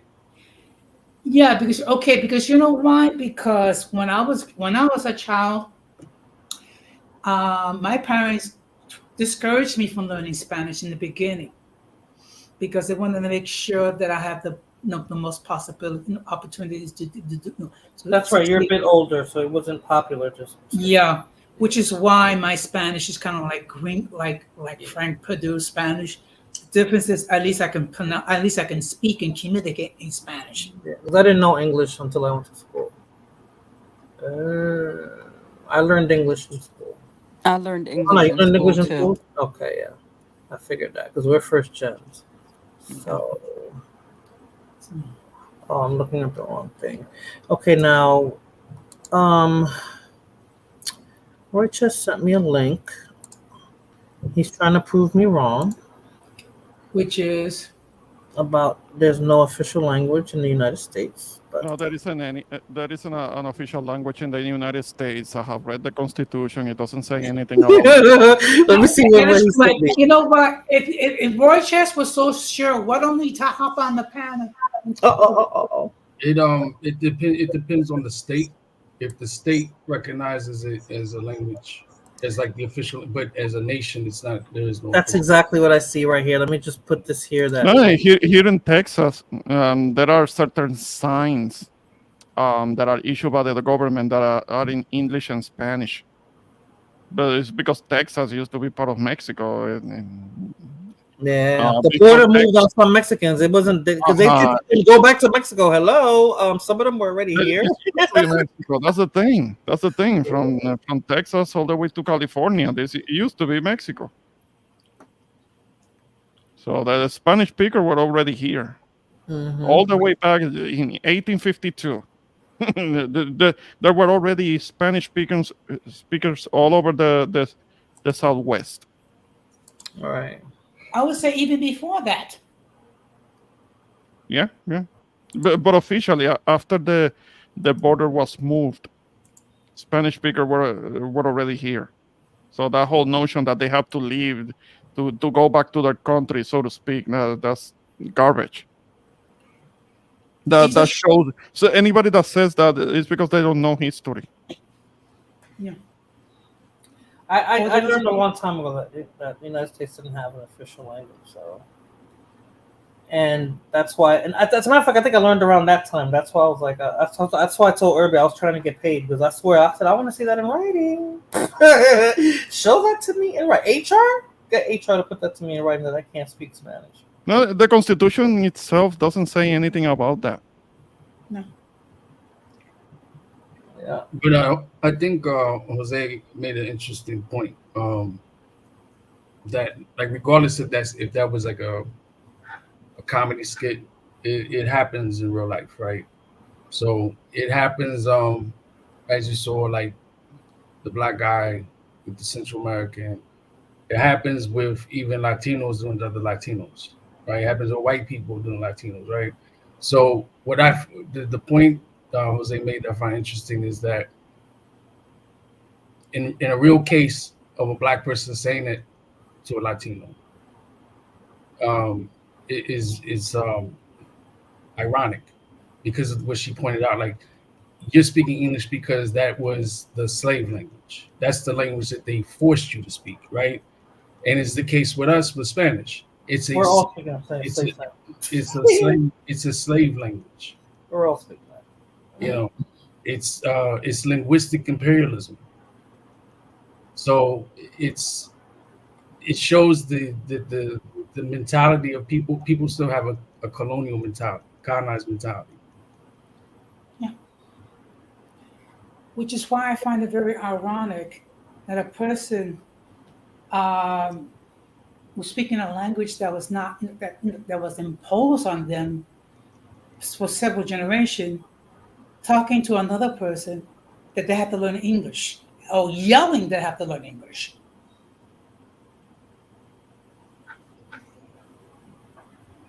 I don't know. I have to learn English in school.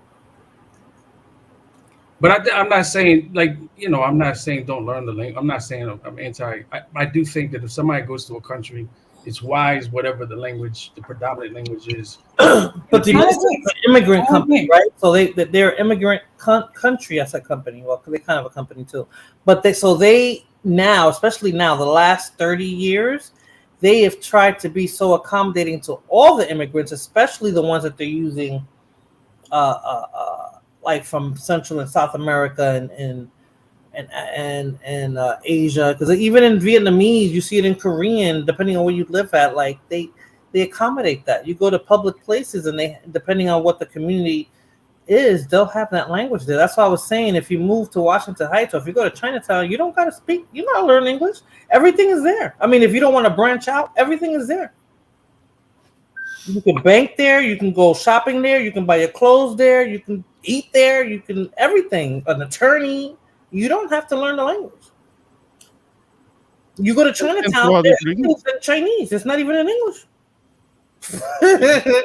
Hey, when it comes to the Spanish, even down here to a degree, you don't have to worry too much about it, because so many places and businesses, and you go to the doctor, most likely they have somebody in the staff that speaks Spanish. I see it all the time. I go to doctor's appointments, and there is always somebody who speaks Spanish there. I mean, you don't have to. Well, they're predominantly Hispanic. Yeah, you'll see that. Yeah, the tax preparers, attorneys, and so you don't have to do everything, even work here. That's what I'm trying to say. So like, you technically don't have to, and that's not the person who's from another country's fault. That's the United States' fault. So when people like we're in the Midwest, right? Ramon. So like where I'm at, everything is not in English and Spanish. I'm in a college town, so Mhm. people will be real quick to tell you to go back to where you know what I'm saying? Like when Yeah. you're in the South, they'll do it too. I don't know if it's in certain areas where the majority are Mexicans, but most of the Mexicans here are second, third, and fourth generation, so everything doesn't really have to be in English and Spanish. Yeah. Oh yeah, yeah. I'm here. I'm here with Mexican Americans that speak Spanish fairly well, but still, when I speak I speak Spanish to them, for some reason they answer to me in English because they know that I understand English fairly well. But I Right. don't like it. I mean, I speak Spanish too. I mean, come on, speak to me in some Well, Spanish. that's what we do, right? And that's why some people think that we're being rude or we're trying to talk about them. Like if I'm somewhere and I find out somebody speaks Spanish, then we're gonna speak Spanish to each other, right? It's like, Right. now I don't feel like that's my first language, but if I know you speak it, and I just it's just natural, right? Yeah, yeah. Yeah. Yeah, but that was a curious thing that I found with Mexican Americans, not national Mexicans, because I work with some of them too, but I worked with some Mexican Americans, and but maybe it's because their Spanish is not that great in comparison to their English, so that's why sometimes I speak to them in Spanish, but they answer to me in English because apparently they are more fluid. They are more fluent Right. in They'll understand that. what they And for a long time, I used to think that they were being kind of shitty to me because they will make an effort to speak with somebody who is a national Mexican, but they Right. wouldn't do that with me because Uh, and I felt, is it because I'm Puerto Rican that they're they're coming out like that? Yeah, But there's no, going to be no. a lot of Puerto Ricans over here on this side, and also Cubans too. There's a lot of Cubans Yeah. here now too. So hopefully, the supermarket's going to look more Caribbean. I'm getting Yeah, certain stuff. but the thing is that the thing is up here there are a couple of places that are kind of like more Puerto Rican themed.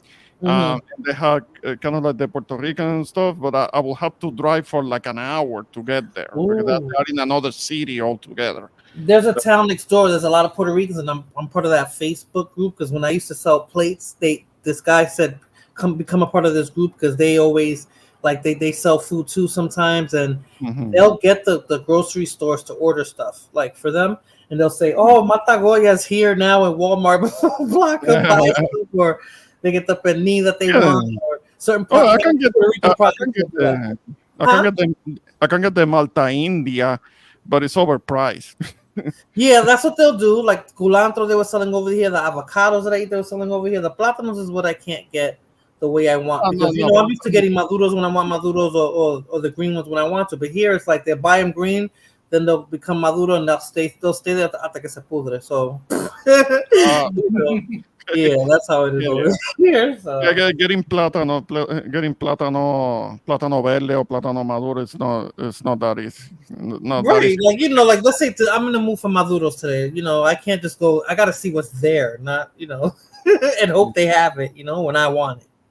Yeah, but maybe I can try. Because there are a couple of Mexican supermarkets where I'm at, and I can try and find something Really, the there. Mexican ones don't want to accommodate. I know that but see, you don't have HEB. You said right? ATV, what? What's that? HEB. That's the supermarket. No. We call it HEB. HEB. That's HEB? like the. Well, I don't know. You lived up north, but that's like the ShopRite of Texas, Okay. You know what? I don't think I've seen those close to where I'm at. Yeah. But I see that there is kind of like Fiesta or El Rancho. Yes, that's what they got in Houston. See, we don't have Fiesta out here. Yeah. I got. We have mocha. It's named after the same town that they come from. Mochica. I know Daniel could tell me. Mochicana, something like that. That's what they have out here, but they don't have Fiesta. Yeah. Okay. And all their products are Mexican, so it's kind of hard. Yeah. But lately they were getting it. And when they would scan the stuff, they'd be like, "What's this? Oh, I never had that. What's this avocado?" Like, you guys are buying more Caribbean stuff. I don't know who's requesting these, but I'm so happy that it's here. You know. Mhm. So Yeah, maybe we could get some of the the avocados that we are I used get to. them here now. Now they have it on a regular basis. But it's the Okay. same thing. They'll buy them. They'll buy them. You know that they're not ripe yet, and they'll be hard as hell. I'll be like, okay, I'm gonna come 2 days later. Then I'll buy a couple, but you gotta eat them fast. And then by the time the end of the week, that's a pudieron todo, and they gotta throw it away. And Okay. All right. Really? in All Houston, right. you can get plátano because of tons of Central Americans and Africans, so plenty. Oh, okay. Not where I'm at, Daniel. Over here, it's like I'll get them, but. And then they'll sell one is like 50 cents. You used to getting them for $4, $3, $4. I don't know what the price is like in New York. I remember my grandma used to say, "Te tengo plátano, compré uno 20 por un peso." And I was, you don't see that no more. No, that Oh sounds no. like that sounds like maybe 40 years ago, maybe. No, not even 40 years ago. Was my son born? Yeah, he was. So my son is 19. Maybe it was like 20 years ago. Okay. Yeah. Mm-hmm. But Not that long ago. My grandmother was still alive then, and she would say, "Te compré plátano, ven y busca los plátanos." Whatever she got in sale, she'll buy it for me, and I'll go pick it up and stuff. Yeah, but I don't know if you have this in New York, kind of like the Hispanics that go around in a pickup truck and selling plátano verde, plátano maduro, yautía, batata, things like that. I don't No, know if you go to the fruit you have to stand. go to a natural market. There is Yeah. nobody on a pickup truck selling them out. Nope. Yeah, that's something that you see back on the island. That's something that you see back on the islands. Somebody in a pickup truck with produce, papa, yautía, batata, malanga. Oh, you guys call it yautía malanga too?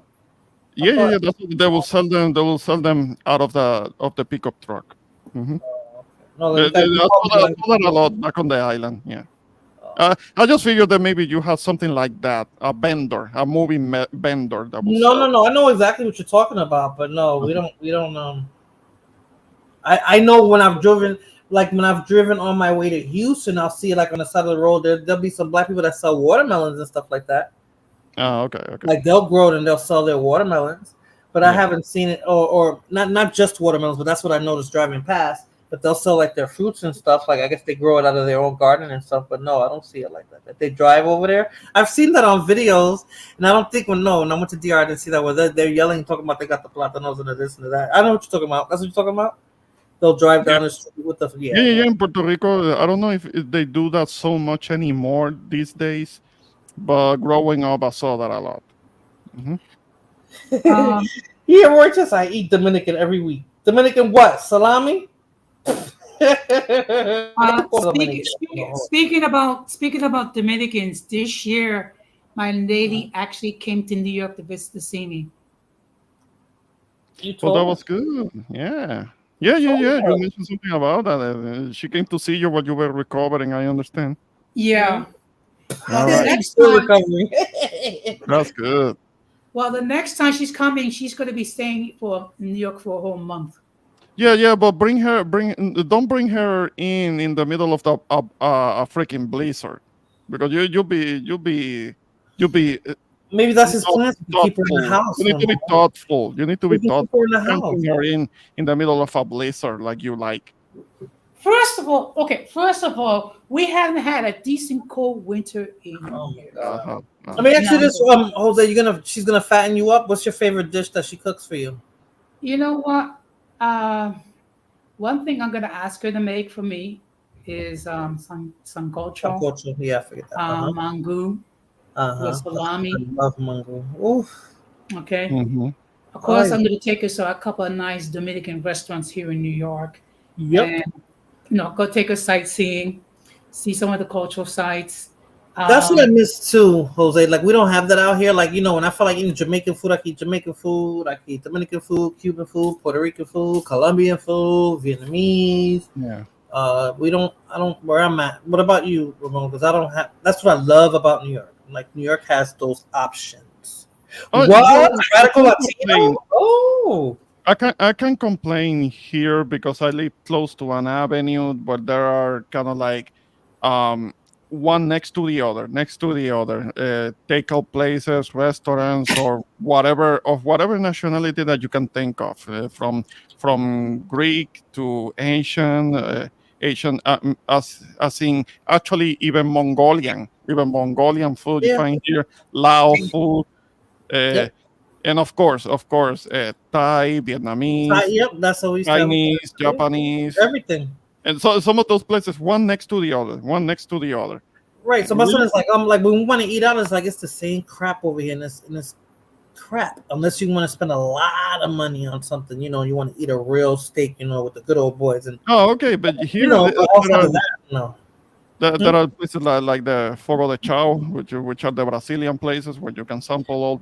We have one over here. It's a Brazilian, like a buffet style thing, but they're upscale. Like Fogo de Chao and Texas de Brazil. We got both of those are close to what I was live. just called Caso de Brazil. Caso de Brazil. And the thing is that Texas de Brazil is actually Puerto Rico has a Texas de Brazil now. There's a franchise. They're franchise. I remember seeing a video of a Texas de Brazil, but in Puerto Rico.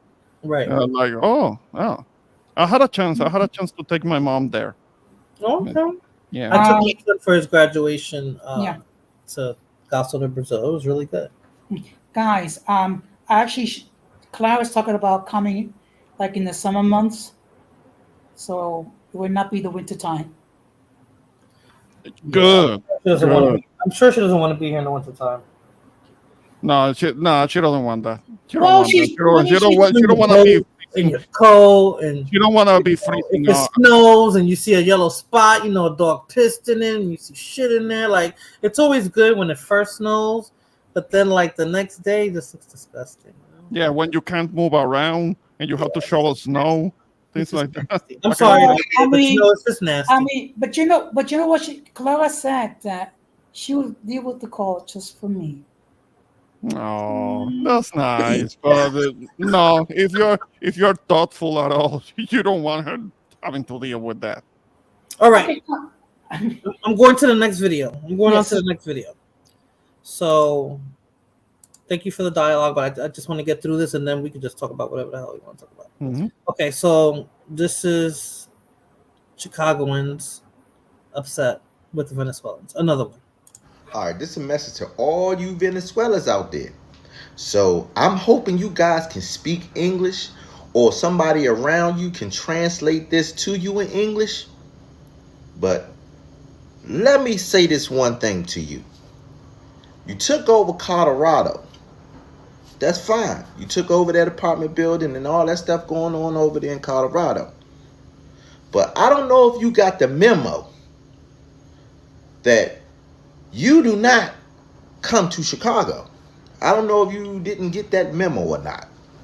But if you didn't get that memo, I'm here to tell you, Chicago is not the place that you want to go, Venezuela. See, stay over there in Colorado and do what you do over there. But when you come to Chicago, Chocolate City, you might not make it back. You might not make it back, okay? I don't know if they told you that the whole Americans is weak. Oh, anywhere you go in America, everybody weak. But I'm here to tell you that is a lie, okay? It's certain places that you're not welcome. And Chicago is one of them. And I don't know if you understand that Chicago was the murder capital at one point in time. They was number one in murders all around the United States. Okay? So you thinking you going to go to Chicago and take it over? You got another thing coming, buddy.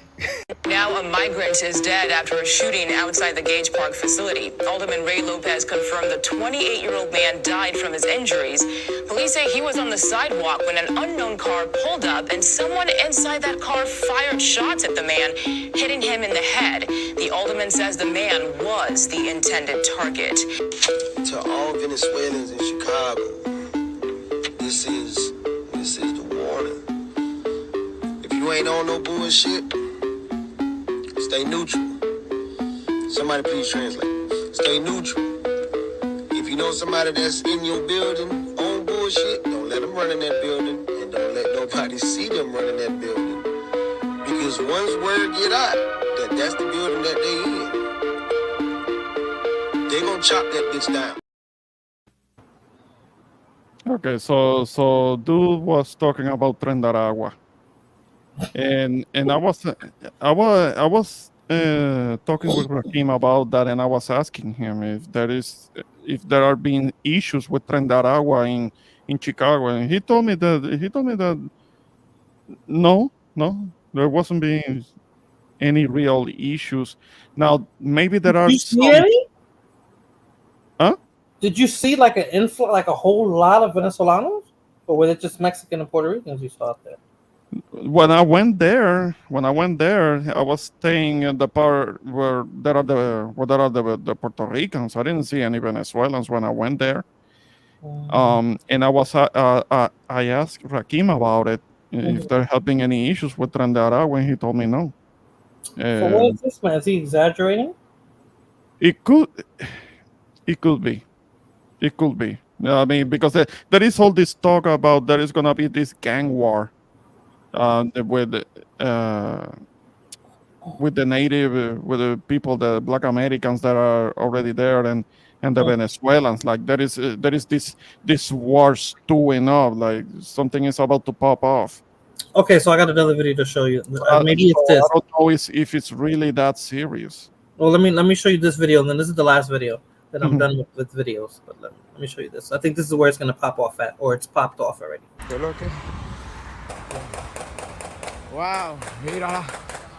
Wow, por la 66. Allá. Home blog, mamá huevo, está por allá. Nosotros estamos por aquí. Oh, el malandrío.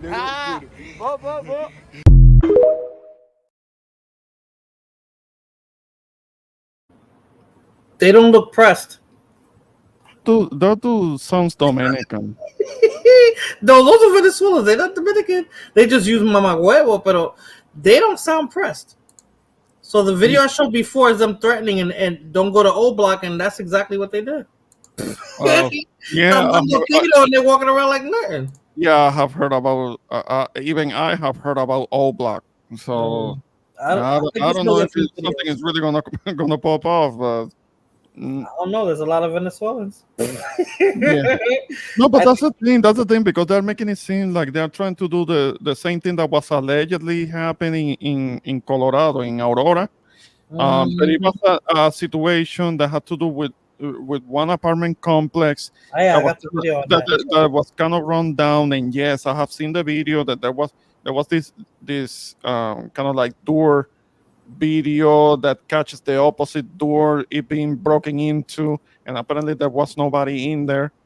Yeah, I've seen it, but that whole notion that Trendaragua was going to take over the apartment complex like the Cash Money brothers in New York City, that really wasn't really a thing. Yes, it may have attracted some criminal element, because that apartment building complex was kind of like, it wasn't well taken care of. It was kind of like a little bit abandoned, and there were some residents, but they were complaining about having to deal with pests, and they were showing all the rats and all the mice and rats that they were dealing with because it wasn't being taken care of properly.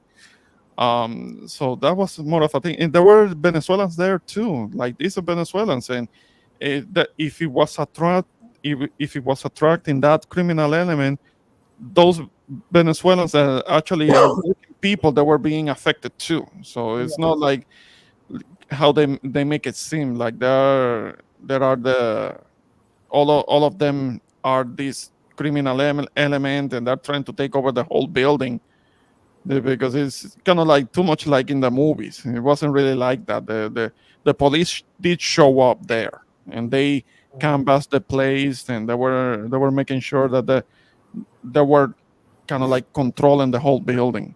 Then we haven't heard from it anymore, so I don't know if that was even really a thing. Was there some criminals there, some gang members that tried to do something? I'm sure there were. I'm Right. sure there were, but they taking over like in New York City or something. That we haven't heard anything about that anymore. I know they said Hell's Angels were going over there. That's what I'm like, really? Oh, okay, yeah. There was that threat that the Hells Angels were gonna show up. We never heard anything about that either. Exactly. So I don't know, but that's it. Cuban. And any thoughts? Want to share your thoughts on that? You've been very quiet. Um, the conflicts. The Venezolanos in Chicago. Yeah, this conflicts that take place, right? So I mean Mhm. that's what happens in street organizations. Mhm. Um,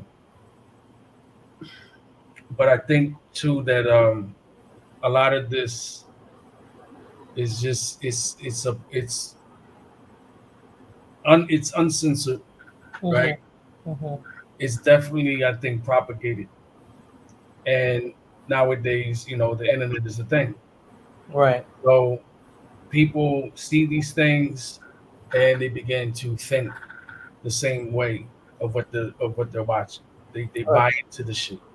So um, this this is just a tool for me. When I look at it, it's a tool of division. Okay. Okay. Um, Jose. Uh, the fact of the matter is, when you have large group of migrants um, arriving in any city, some of them are going to cause trouble, but it doesn't reflect the entire community. Um, I have not read too many stories about Chicago, things like that. I'm sure there have been stories like that do exist in other cities. But my thing is this: um, do not condemn the entire community because of the actions of a few people. All right. That's my thoughts. Yeah, it's kind of like what I was mentioning. That sometimes you have a criminal element, and in the case of say Aurora and Colorado, they're more likely to kind of like affect people that are like them. If there is a train that Agua faction there, they are more likely to affect people that are like them, that might be Venezuelans like them. Those might be the ones that are more affected. Mm. So I don't, yeah, and I don't have a problem them being dealt with appropriately. If the authorities have to deal with them and having them deported, then so be it. All right.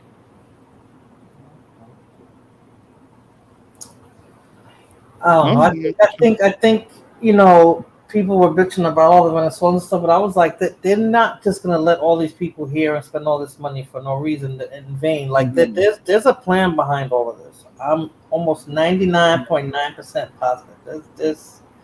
We're gonna find out what it is, and we're gonna be like, that's why they were allowing all these migrants to come here. That's how I see it.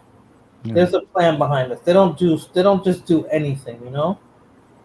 Like they don't just allow stuff like that for no reason. Like they're not stupid. There's a method behind their madness. That's how I see it.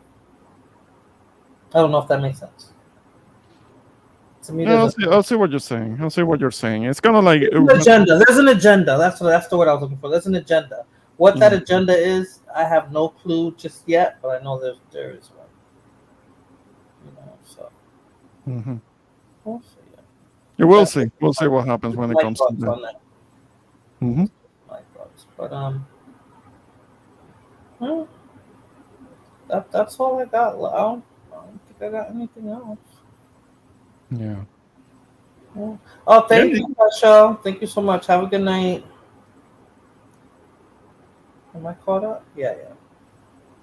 I was lagging before. Yes, good night, Kisha. Yeah, good night, Chica. Chicago. Hold on. He said, I'm from Chicago, and there are problems between the gangs, and it has been a problem in the downtown area. The criminal element has gone up. They haven't taken over no areas or buildings. Okay, got it. So, is the media, Shakur, is the media exaggerating what's going on over there? Because we're over here thinking like that's why I got those videos from. So I'm like, well, so this guy's putting out this video like he's threatening them and menacing them, and then they say, well, we hear the shots, like we don't care that So are they exaggerating or? Yeah, kind of. If we follow the media, if we go by what we see in the media, it's gonna make it seem that there are these tensions, like this gang war is about to explode in Chicago. But I don't know But if that's the it's narrative they're pushing. So I'm not in Chicago, so I can't. You know what I'm saying? I'm over here, like, oh shit. So things are getting really bad in Chicago. Like that's what's going on over there. Yeah, one will have to kind of like look into some information. Mm-hmm. One will have to do some research and trying to have a better idea of what's going on, because social media sensationalizes things. So one has to be careful not to fall for that.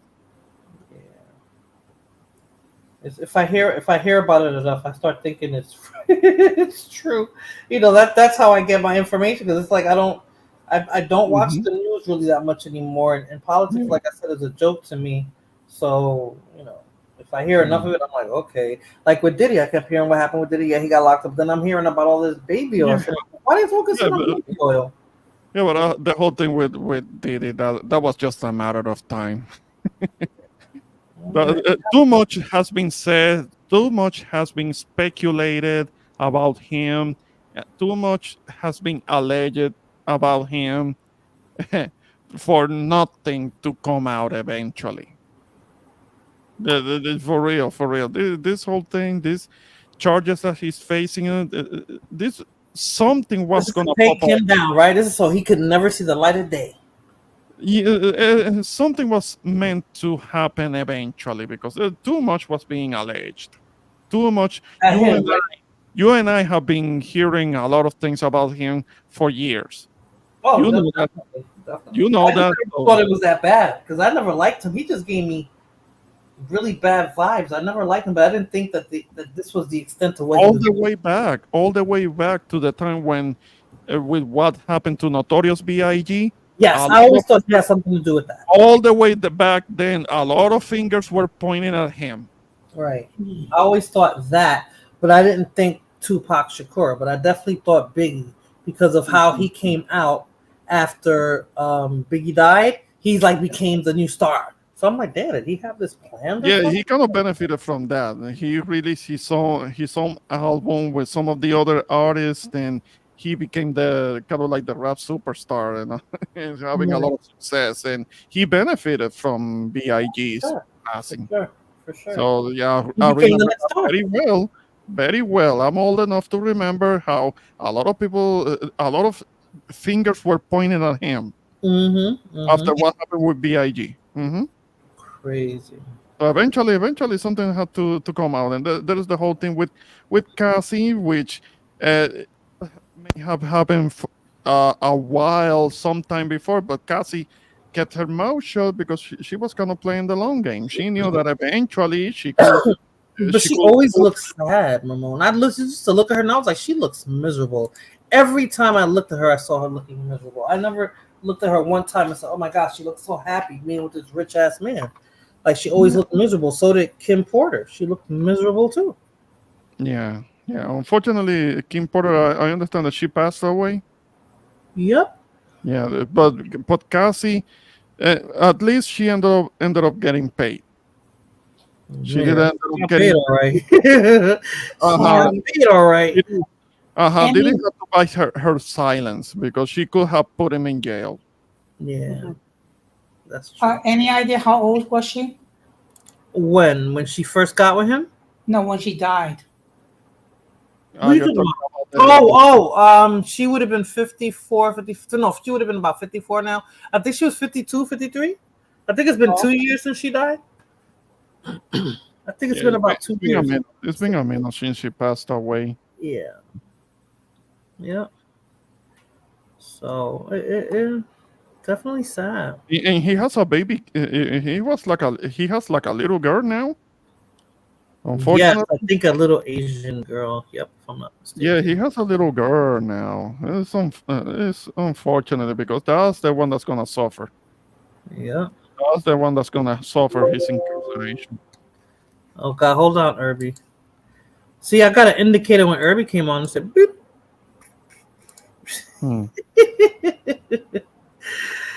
Yeah, I got a little indicator when he came on. Hi, Irby. I can't hear you. You're muted. You're muted. Hello. How are you? Hello. Yeah, you're muted again. You're muted again. Go. He got that cheap Obama phone, yo. Like, I was about to say just that. I have kind of clowned him for that before. I'm like, damn. He still has an old Obama phone that doesn't do StreamYard too well. Stop doing StreamYard with those old phones. They don't work right. Excuse me, he's always charging it, or he has to jump on the panel 2 and 3 times. Like, I don't know. But then I read my message. Okay. Which one in the chat? That's what you're talking about. Oh no.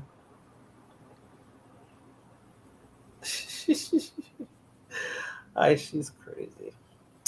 Pues sí, mi gente. La que hay. I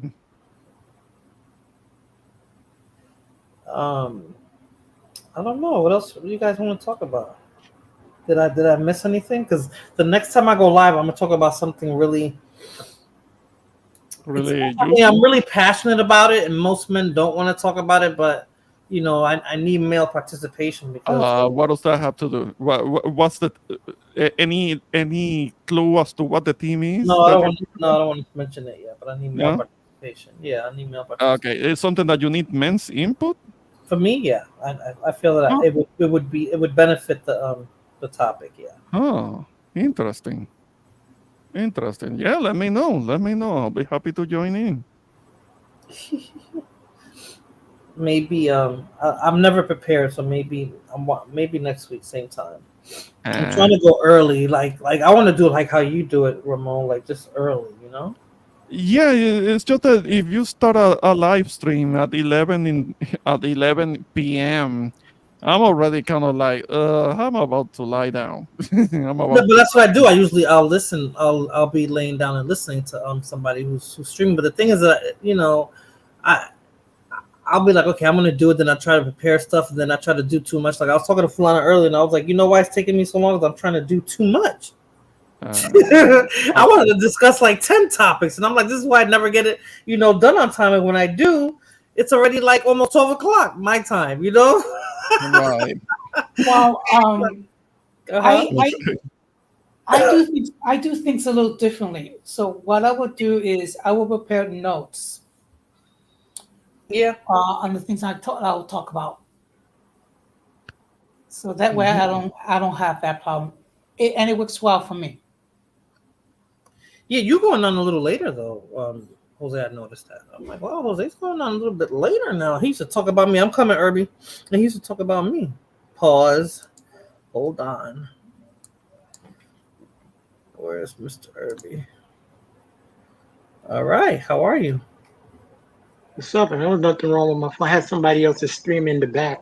Oh, okay. You was on Fighter Stream? Yeah. I figured that.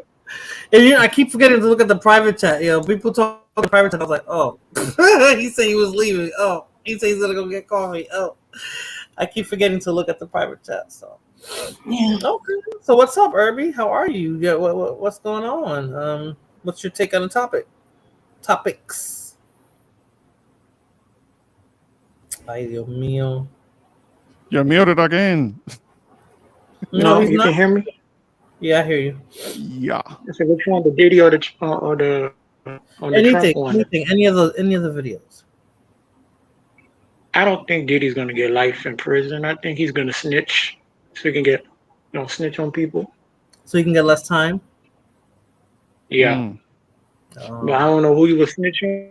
Who's he gonna snitch on? Mhm. Oh I boy. think Jay-Z. You said no, right? But I think Jay-Z.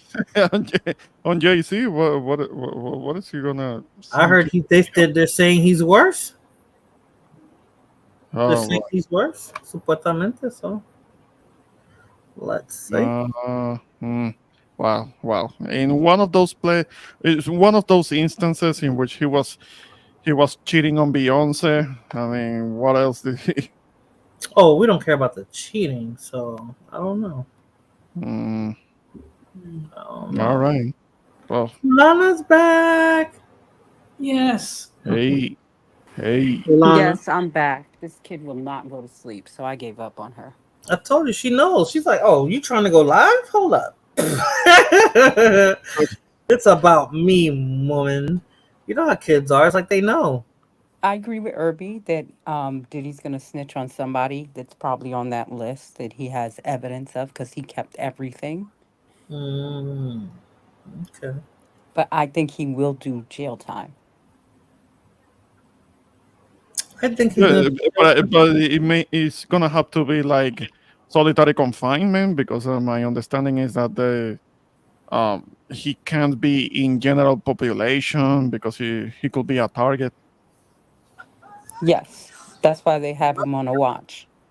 Right. Yeah. I heard something about him being on suicide watch because trying to check himself out before there is any actual. Yeah, I don't see him doing that. No, I think that's not somebody why will they check have him him on out. the watch.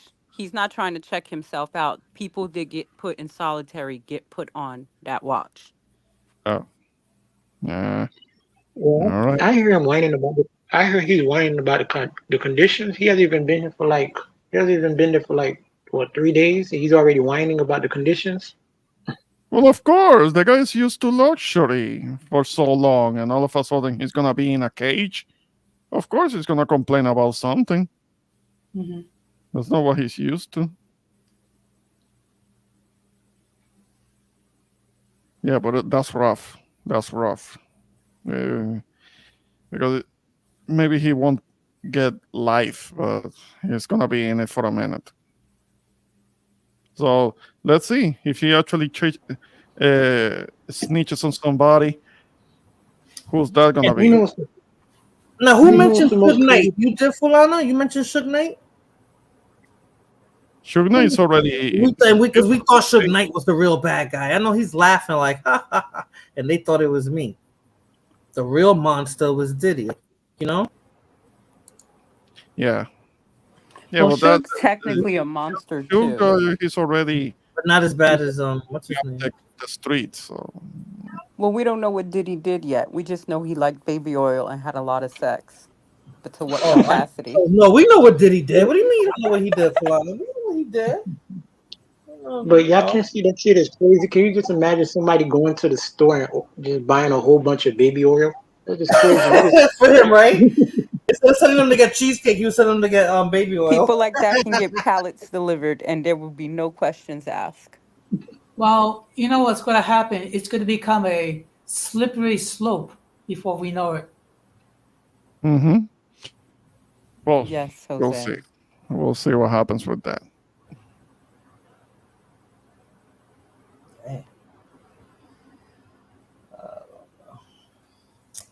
So, let me see. Nobody's talking about anything. What else is there to talk about? I had. Let me see what I got in my other folder. Maybe we can talk about that. Because everybody seems wide awake. Nobody seems like they're trying to go to sleep anytime soon. Well, maybe in a few minutes. Excuse me. Well, in all fairness, I'm usually not up around this time of the night. You're usually not, right? No, I'm usually asleep. Yeah. So okay. So at least I kept you, engaged, which is good. Let me see. I think I I got so much stuff here. I gotta start deleting stuff because I got too much stuff here. Let's see. But no, I want to save this for my next stream. I guess I'm not gonna. It has to do. It has to do with, huh? It has to do with like the male G spot and. Yeah, I mean, I'm gonna all tie it in together with something. You're. I just said that just to get you engaged a little bit, but it's a bunch of stuff, and some of it's gonna be cringe, and some of it's gonna be like, wow, really, like Oh, okay. Let me see. Can I play this? Let me see. Hold on a second, and then I want you guys to share your thoughts. Then I know Ramon will have something to say because he commented on my page about this. Give me a second. What you got? Hold on. Let's see if I can get it. Let's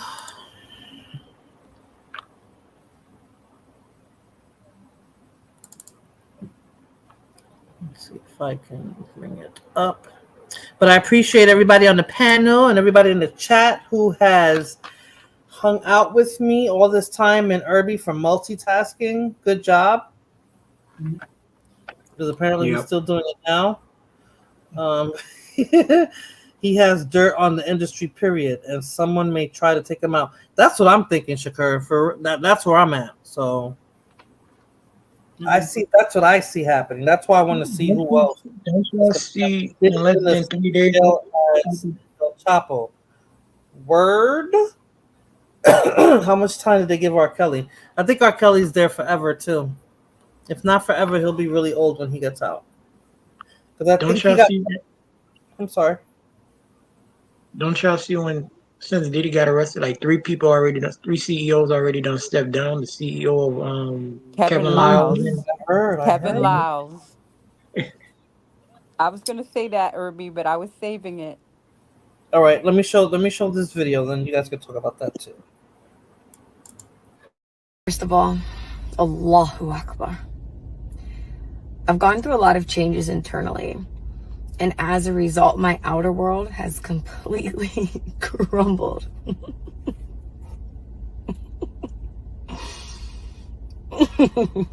Sorry, woo! Wow.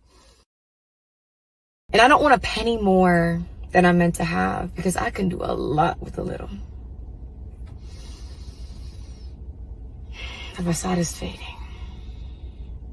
And when the facade fades and all the BS is cleared out, it makes room for what has always been for you. I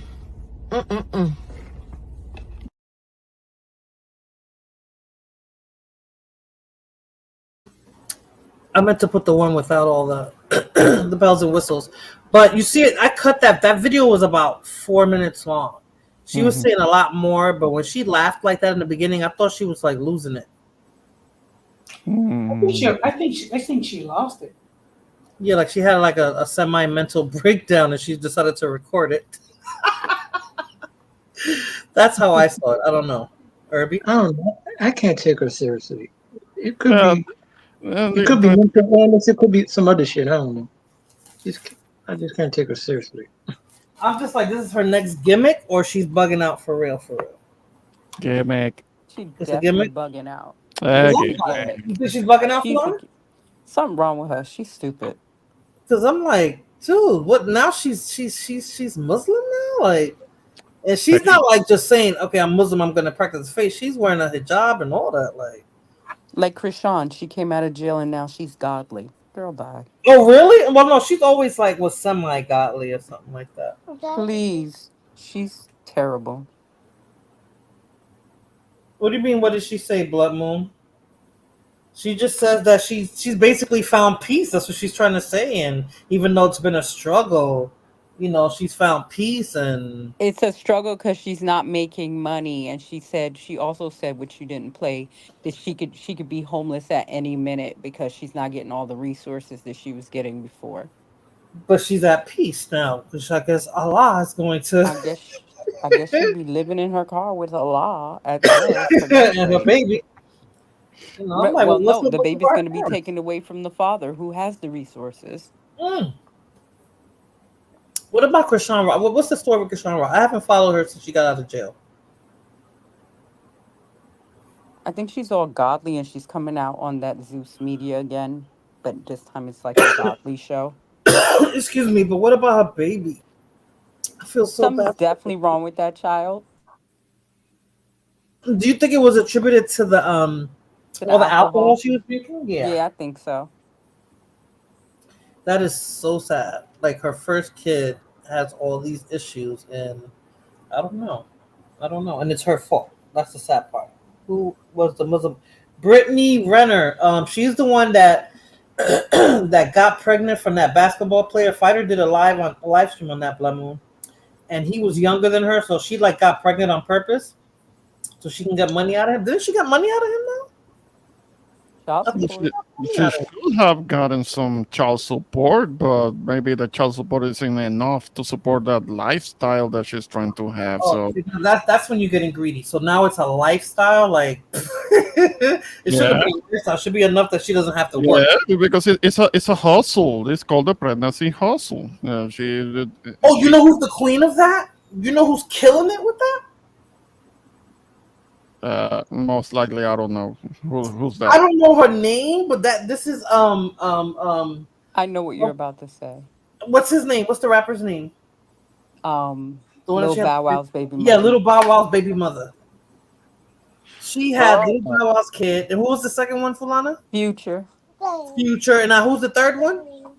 Some football player. Yeah, she's so smart. She's having kids from all these rich men. Child support. And they support her lifestyle. But I don't think Bow Wow pays child support. You don't think so? No, She's I not think broke, he said though. it before that he just Really? takes care of his daughter. So how does she make her money? She does fitness stuff and she dances. Dances, as right? well. Yeah. Okay, I've seen her do like. Bow Wow got money issues, right? I don't know about Bow Wow's money, but I think they have like a mutual agreement where he's not on child support. I don't think Future's actually on child support. They come up with like little agreements of what they're gonna give. See, I thought Blood Moon. I thought she got this astronomical amount that most of these women get when they hit these men up for child support. Because I'd be like, okay, so they had a kid, so they're gonna get $5,000 or $8,000 a month, right? Which I still think is excessive, but that'll be a decent lifestyle, right? You can afford a apartment or a mortgage on a house. You don't have to pay for the kids' school, and you can still not have to work. But when I hear these like $250,000 a month, I'm like, for what? Like that's a bit excessive. They do that because they feel like your child should be growing up in the same environment. Lifestyle's the father, right? Yeah, the lifestyle. Let them live with the father because it's like, okay, the child does, but well, at that point, the women ain't gonna give the child up to not. They don't want to because that's where the money, the child is the money. But that's what I'm trying to say. Like that's kind of fucked up because I'm like, $250,000. And it depends on the state. Yeah. Well, because Gloria Gavan, she didn't get nothing, right? What's his name? No, he's Cuban, I think, or his parents are Cuban. Oh my God! Not Gloria Gavan, the sister. Oh my God! What's that basketball player? He's a dick too. Gilbert Arenas. Yes. I believe he wasn't, and she got 4 kids from him. 4. Or she was getting child support, but there were so many strings attached to that child support. He basically had her, but he was choking her. Her name He had his hands on her neck. Her name was Laura. You said her sister name. Her sister. Yeah, I said Gloria. Yeah, I forgot what's her Laura, right? Her name was Laura. Yeah. I couldn't think of her name. I have a friend who's in the NBA, and his child support for his child was $6,000 a month. After having 3 kids with her, he decided to marry her instead of paying it's cheaper to keep her. It was cheaper to keep her, but he probably. Oh, that's understandable. Huh? It's understandable that he wanted 3 kids, right? But some men still don't want to do that. Like, hello, you might as well. You might as well, and it's true. It'll be cheaper that way if you do it that way instead of saying no, I don't want to be with her, and then you get mad because she's sticking you for all this child support. Like, ¿Quién te mandó? Who told you to have 3 kids? Yeah. like Gilbert Arenas. 4. I didn't know they have 4 kids, Ernie. I looked that up the other day. I was like, oh, I thought she only had one. She had 4. So that was a full-blown relationship. She wasn't one of just those, they accused her, like her sister, of being, what do you call those women who hang around athletes? Hold on, and they were married. Groupies. Yeah, groupies. Yeah, she was. They were married, I believe. I'm not. No. They never got married. And then he bought her an engagement ring. They were gonna get married, and he took the real one and gave her a fake one. And when she went to pawn it, Oh, she went to pawn it. Well, that's because he's an asshole. No, but he was kind of expecting that because I mean, but he was Ramon, a real ring, but he's not a nice man. I'm telling you, he's not a nice man. So it's like if you didn't intend to be with her, then you shouldn't have done none of that. Like he lived to publicly humiliate her. That's what it was. It's shitty that he did that, but think about it. I mean, if he bought her a ring, step out of the male part and just look at the moral part of it. The morals of it. But she went to pawn it. He was already expecting because he wasn't giving her no money. He wasn't giving her no money, honey. I believe he wasn't taking care of her. Something was going on with that, and she went to pawn that. No. As a matter of fact, no, you're right. She did that out of spite.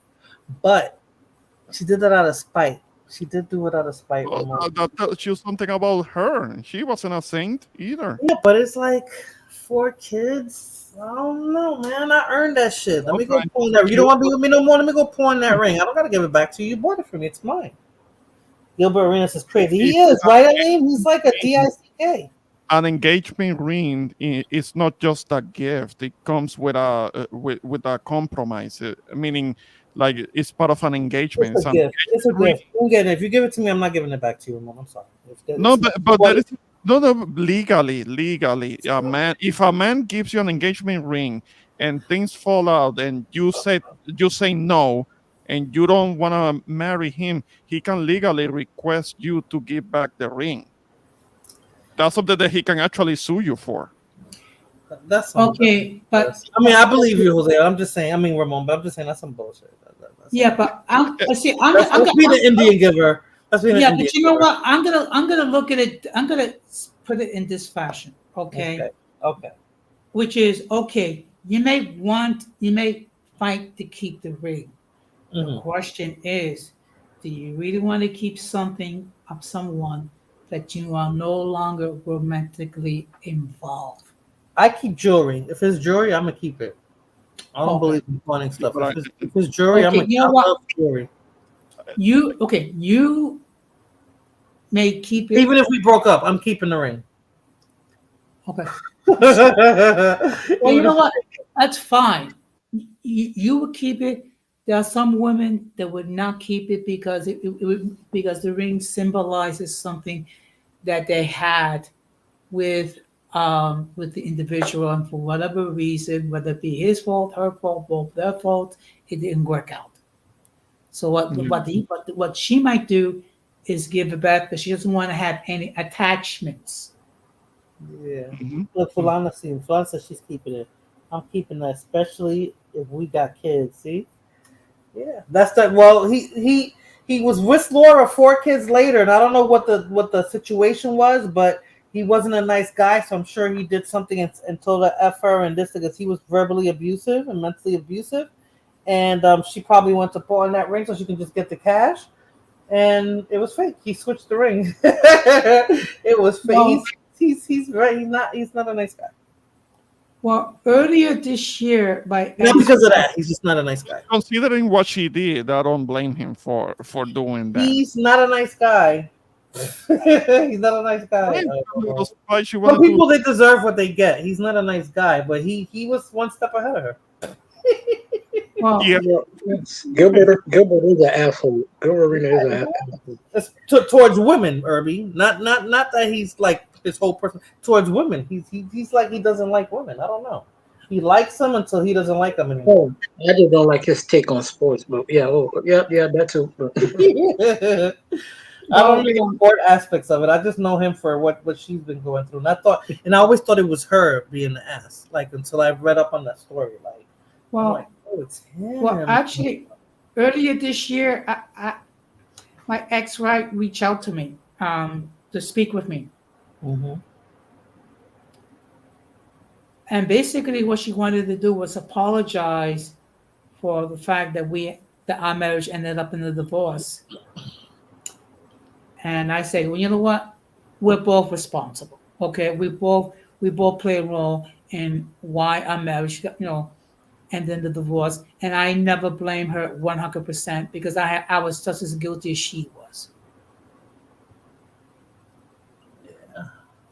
Jose, she's coming for your Social Security benefits. Yeah, she wants something from you. She wants something. She'll get it. God forbid he dropped dead tomorrow. She'll get it. If you were to go to court, the judge could tell you give the ring back. If you call off the engagement, yeah, but what if he did it and the man said he wants the ring back? But more than likely, it would have been him. So if the man said he doesn't want to be with you no more, and you pawn the ring, then he just asked out. But let me pose the question to you, Didi, being that you're the only lady on the panel. Sure. Okay. Let's say you break up the engagement ring. Do you expect to keep the ring? Honestly, I wouldn't. If I'm saying I don't no longer want to be with you, I'm giving you the ring to let you know that I'm serious. Because if I'm breaking up with you, you're not going to think I'm serious if I hold on to that ring, right? I mean, that's how I don't think that you'll think like, oh, she's probably mad, she'll get over it, or whatever. So yeah, that's how I see it. But if I didn't and you gave me that ring is mine. All right. No me compre anillo. Ya tú lo sabes. Okay, but you do understand that with an engagement ring, there is a that it comes with a catch. Okay, a man gives a woman an engagement ring, but that's so that the promise that the woman is gonna marry him. If the woman says no, if the woman turns the guy down, then she has to give the ring back, and that's legal. Legally, she has to give the ring back. Okay, you might I want think in that case I would give it back, right? you can actually be sued for it. But I think in that case I would give it back because I would think that he would I don't know. I wouldn't, if let's say if it's just me and maybe the person wouldn't take me seriously unless I gave the ring back. So I would give it back in that scenario, But I mean, I blame Gloria too. Like I said, he's not a nice guy, but it's her fault too because she stayed with him. I mean, you gave him 4 kids and you didn't have to. All right. Wow, they're still having fun, huh? That's why it was epic. Wow. All right. You, I appreciate you letting me be on your panel. I appreciate you. Thank you. Yeah. Let's do this again. This was very fun. For sure. Hopefully, really soon. I'm not making promises. I'm curious about that subject that you were mentioning. Oh yes, it's very interesting. I can tie in Diddy to this too, but it's very interesting. I can tie in so much to this. I'm looking forward to it. Thank you for having me. Shout out to the chat.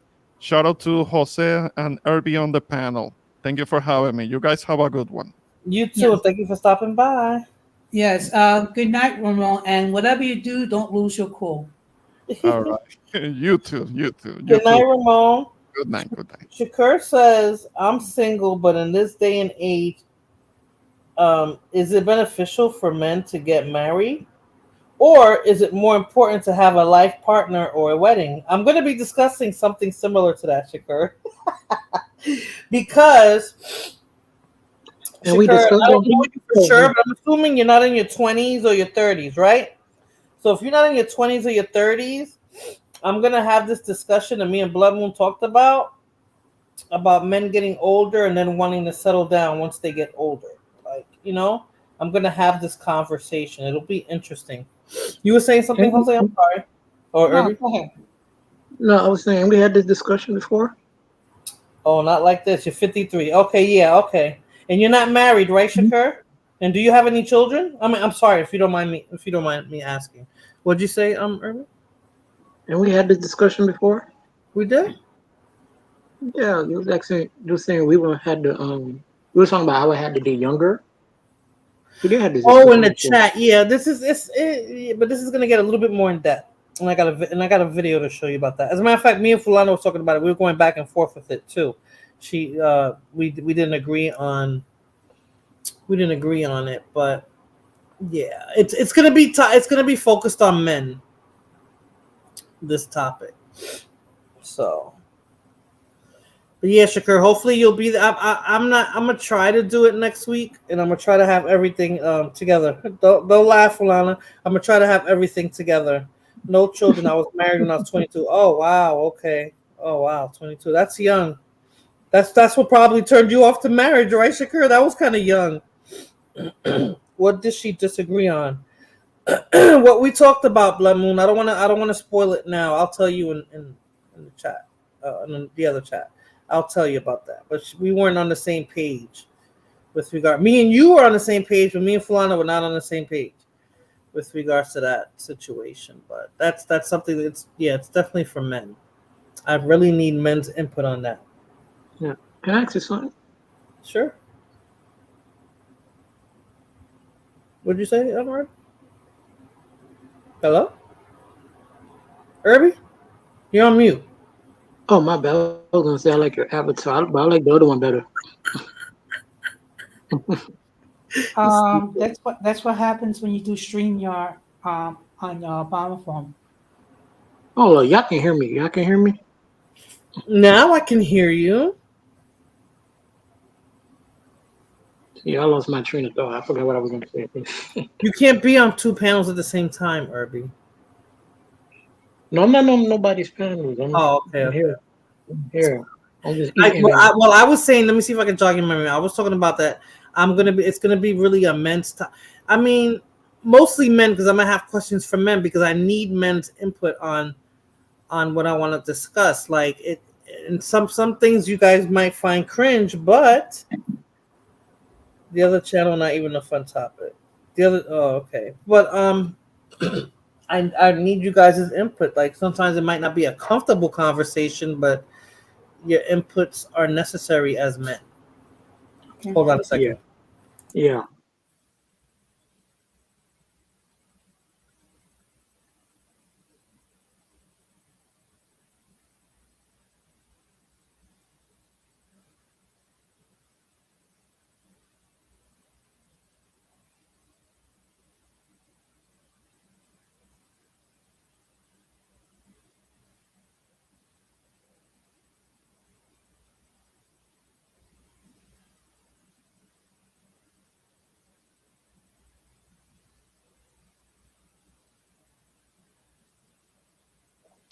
Hello? I said, hold on a second. Okay, sorry.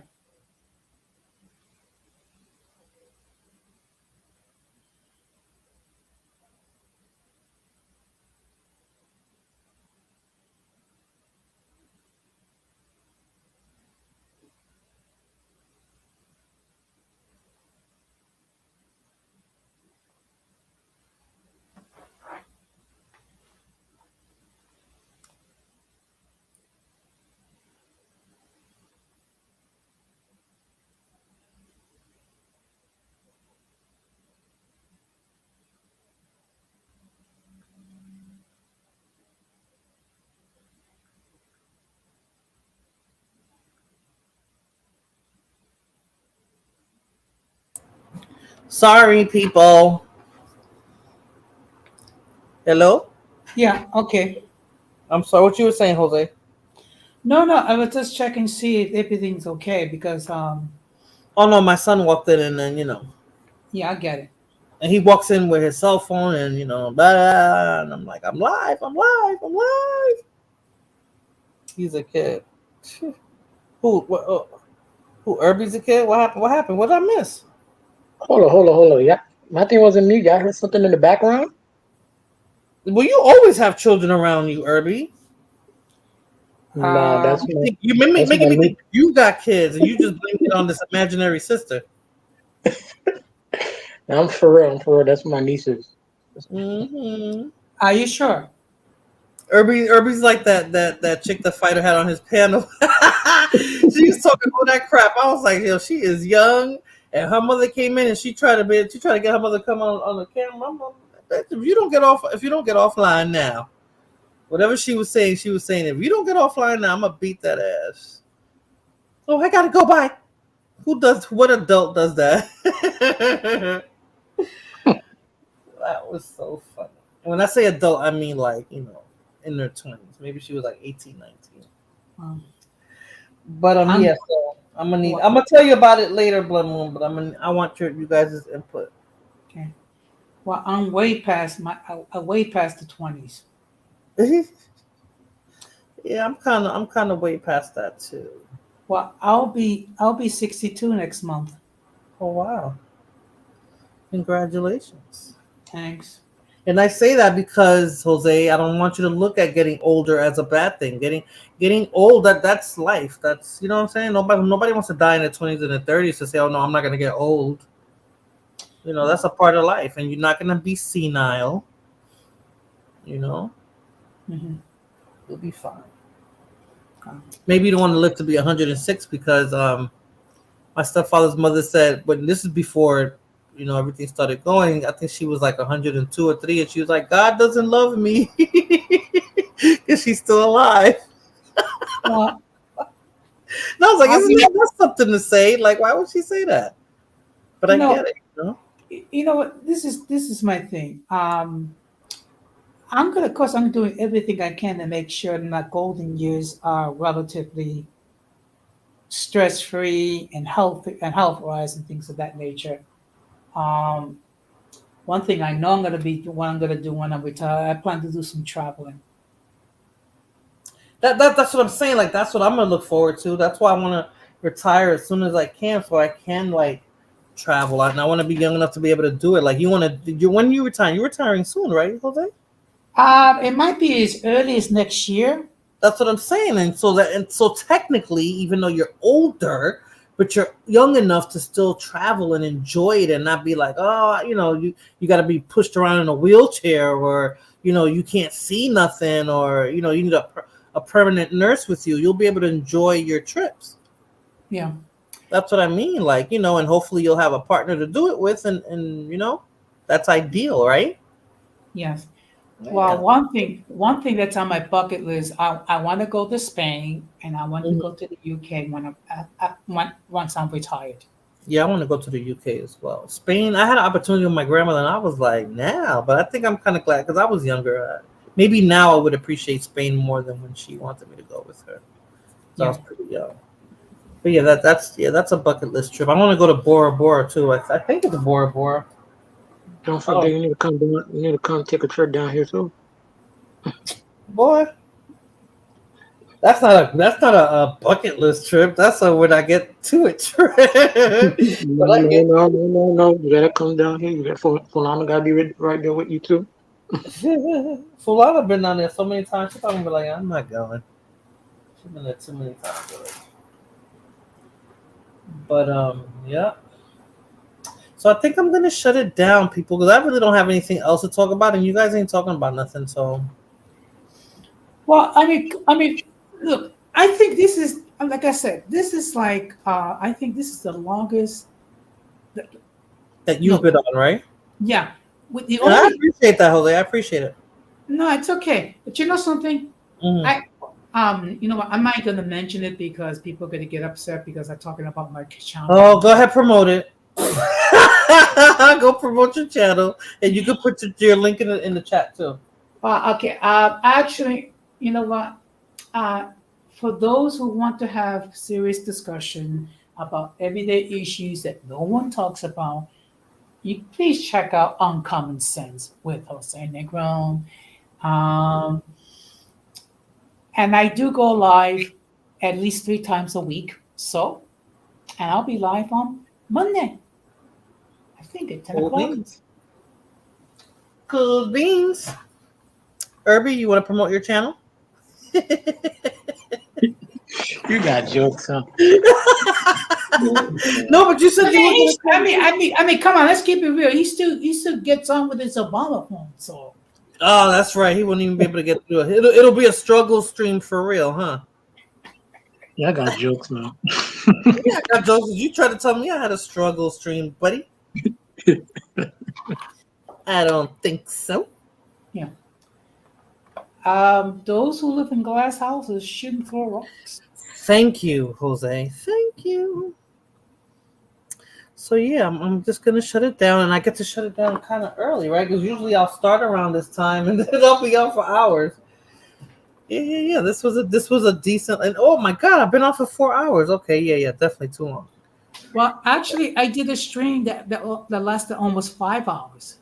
Really? No way, Yeah. Jose. Yes. No way. Oh. Yes. Okay. That's when everyone started getting crazy and everyone was attacking each other. The only one that didn't get insulted was me. Oh, that was a good stream then. I mean, that stream got almost 600 views. That's what I'm saying. Ratchet. Oh, my bad, Irby. I said good night, Jose. And the crazy part, I wasn't trying to be ratchet. It just developed that way. No, but when it turns out like that, sometimes, yeah, it's sad, right? Because that's what viewers like. They like the ratchetness. I'm just not built for that, so I'd rather like be on Fighter's channel or somebody else's channel where they can just take it. I don't care for that. Wow. You know, Well, I'll be in the chat. You know, enjoying the ratchetness. Say you play music on your channel. No, I don't do that because I don't want the strikes and all that. You get strikes for playing music and all that. But you know, Fighter charges. I don't want to charge for that. Like, I don't know. Well, you know, the fact of the matter is everyone runs their channel differently. Okay, Right. that's how he runs his channel, and that's fine as far as he is concerned. Yep. And I don't do that. No.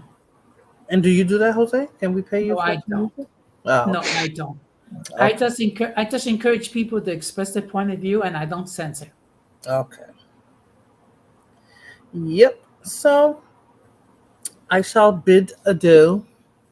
Thank you, everyone who stopped by. Thank you, Jose. He was the first one on the panel, and he's still here. Thank you so much for your contribution to the topics. Irby, with his struggle phone, was able to sit here for a minute, so that was cool. Thank you, Shakur 76. I'm sorry. More like his Obama phone, but that's You okay. know.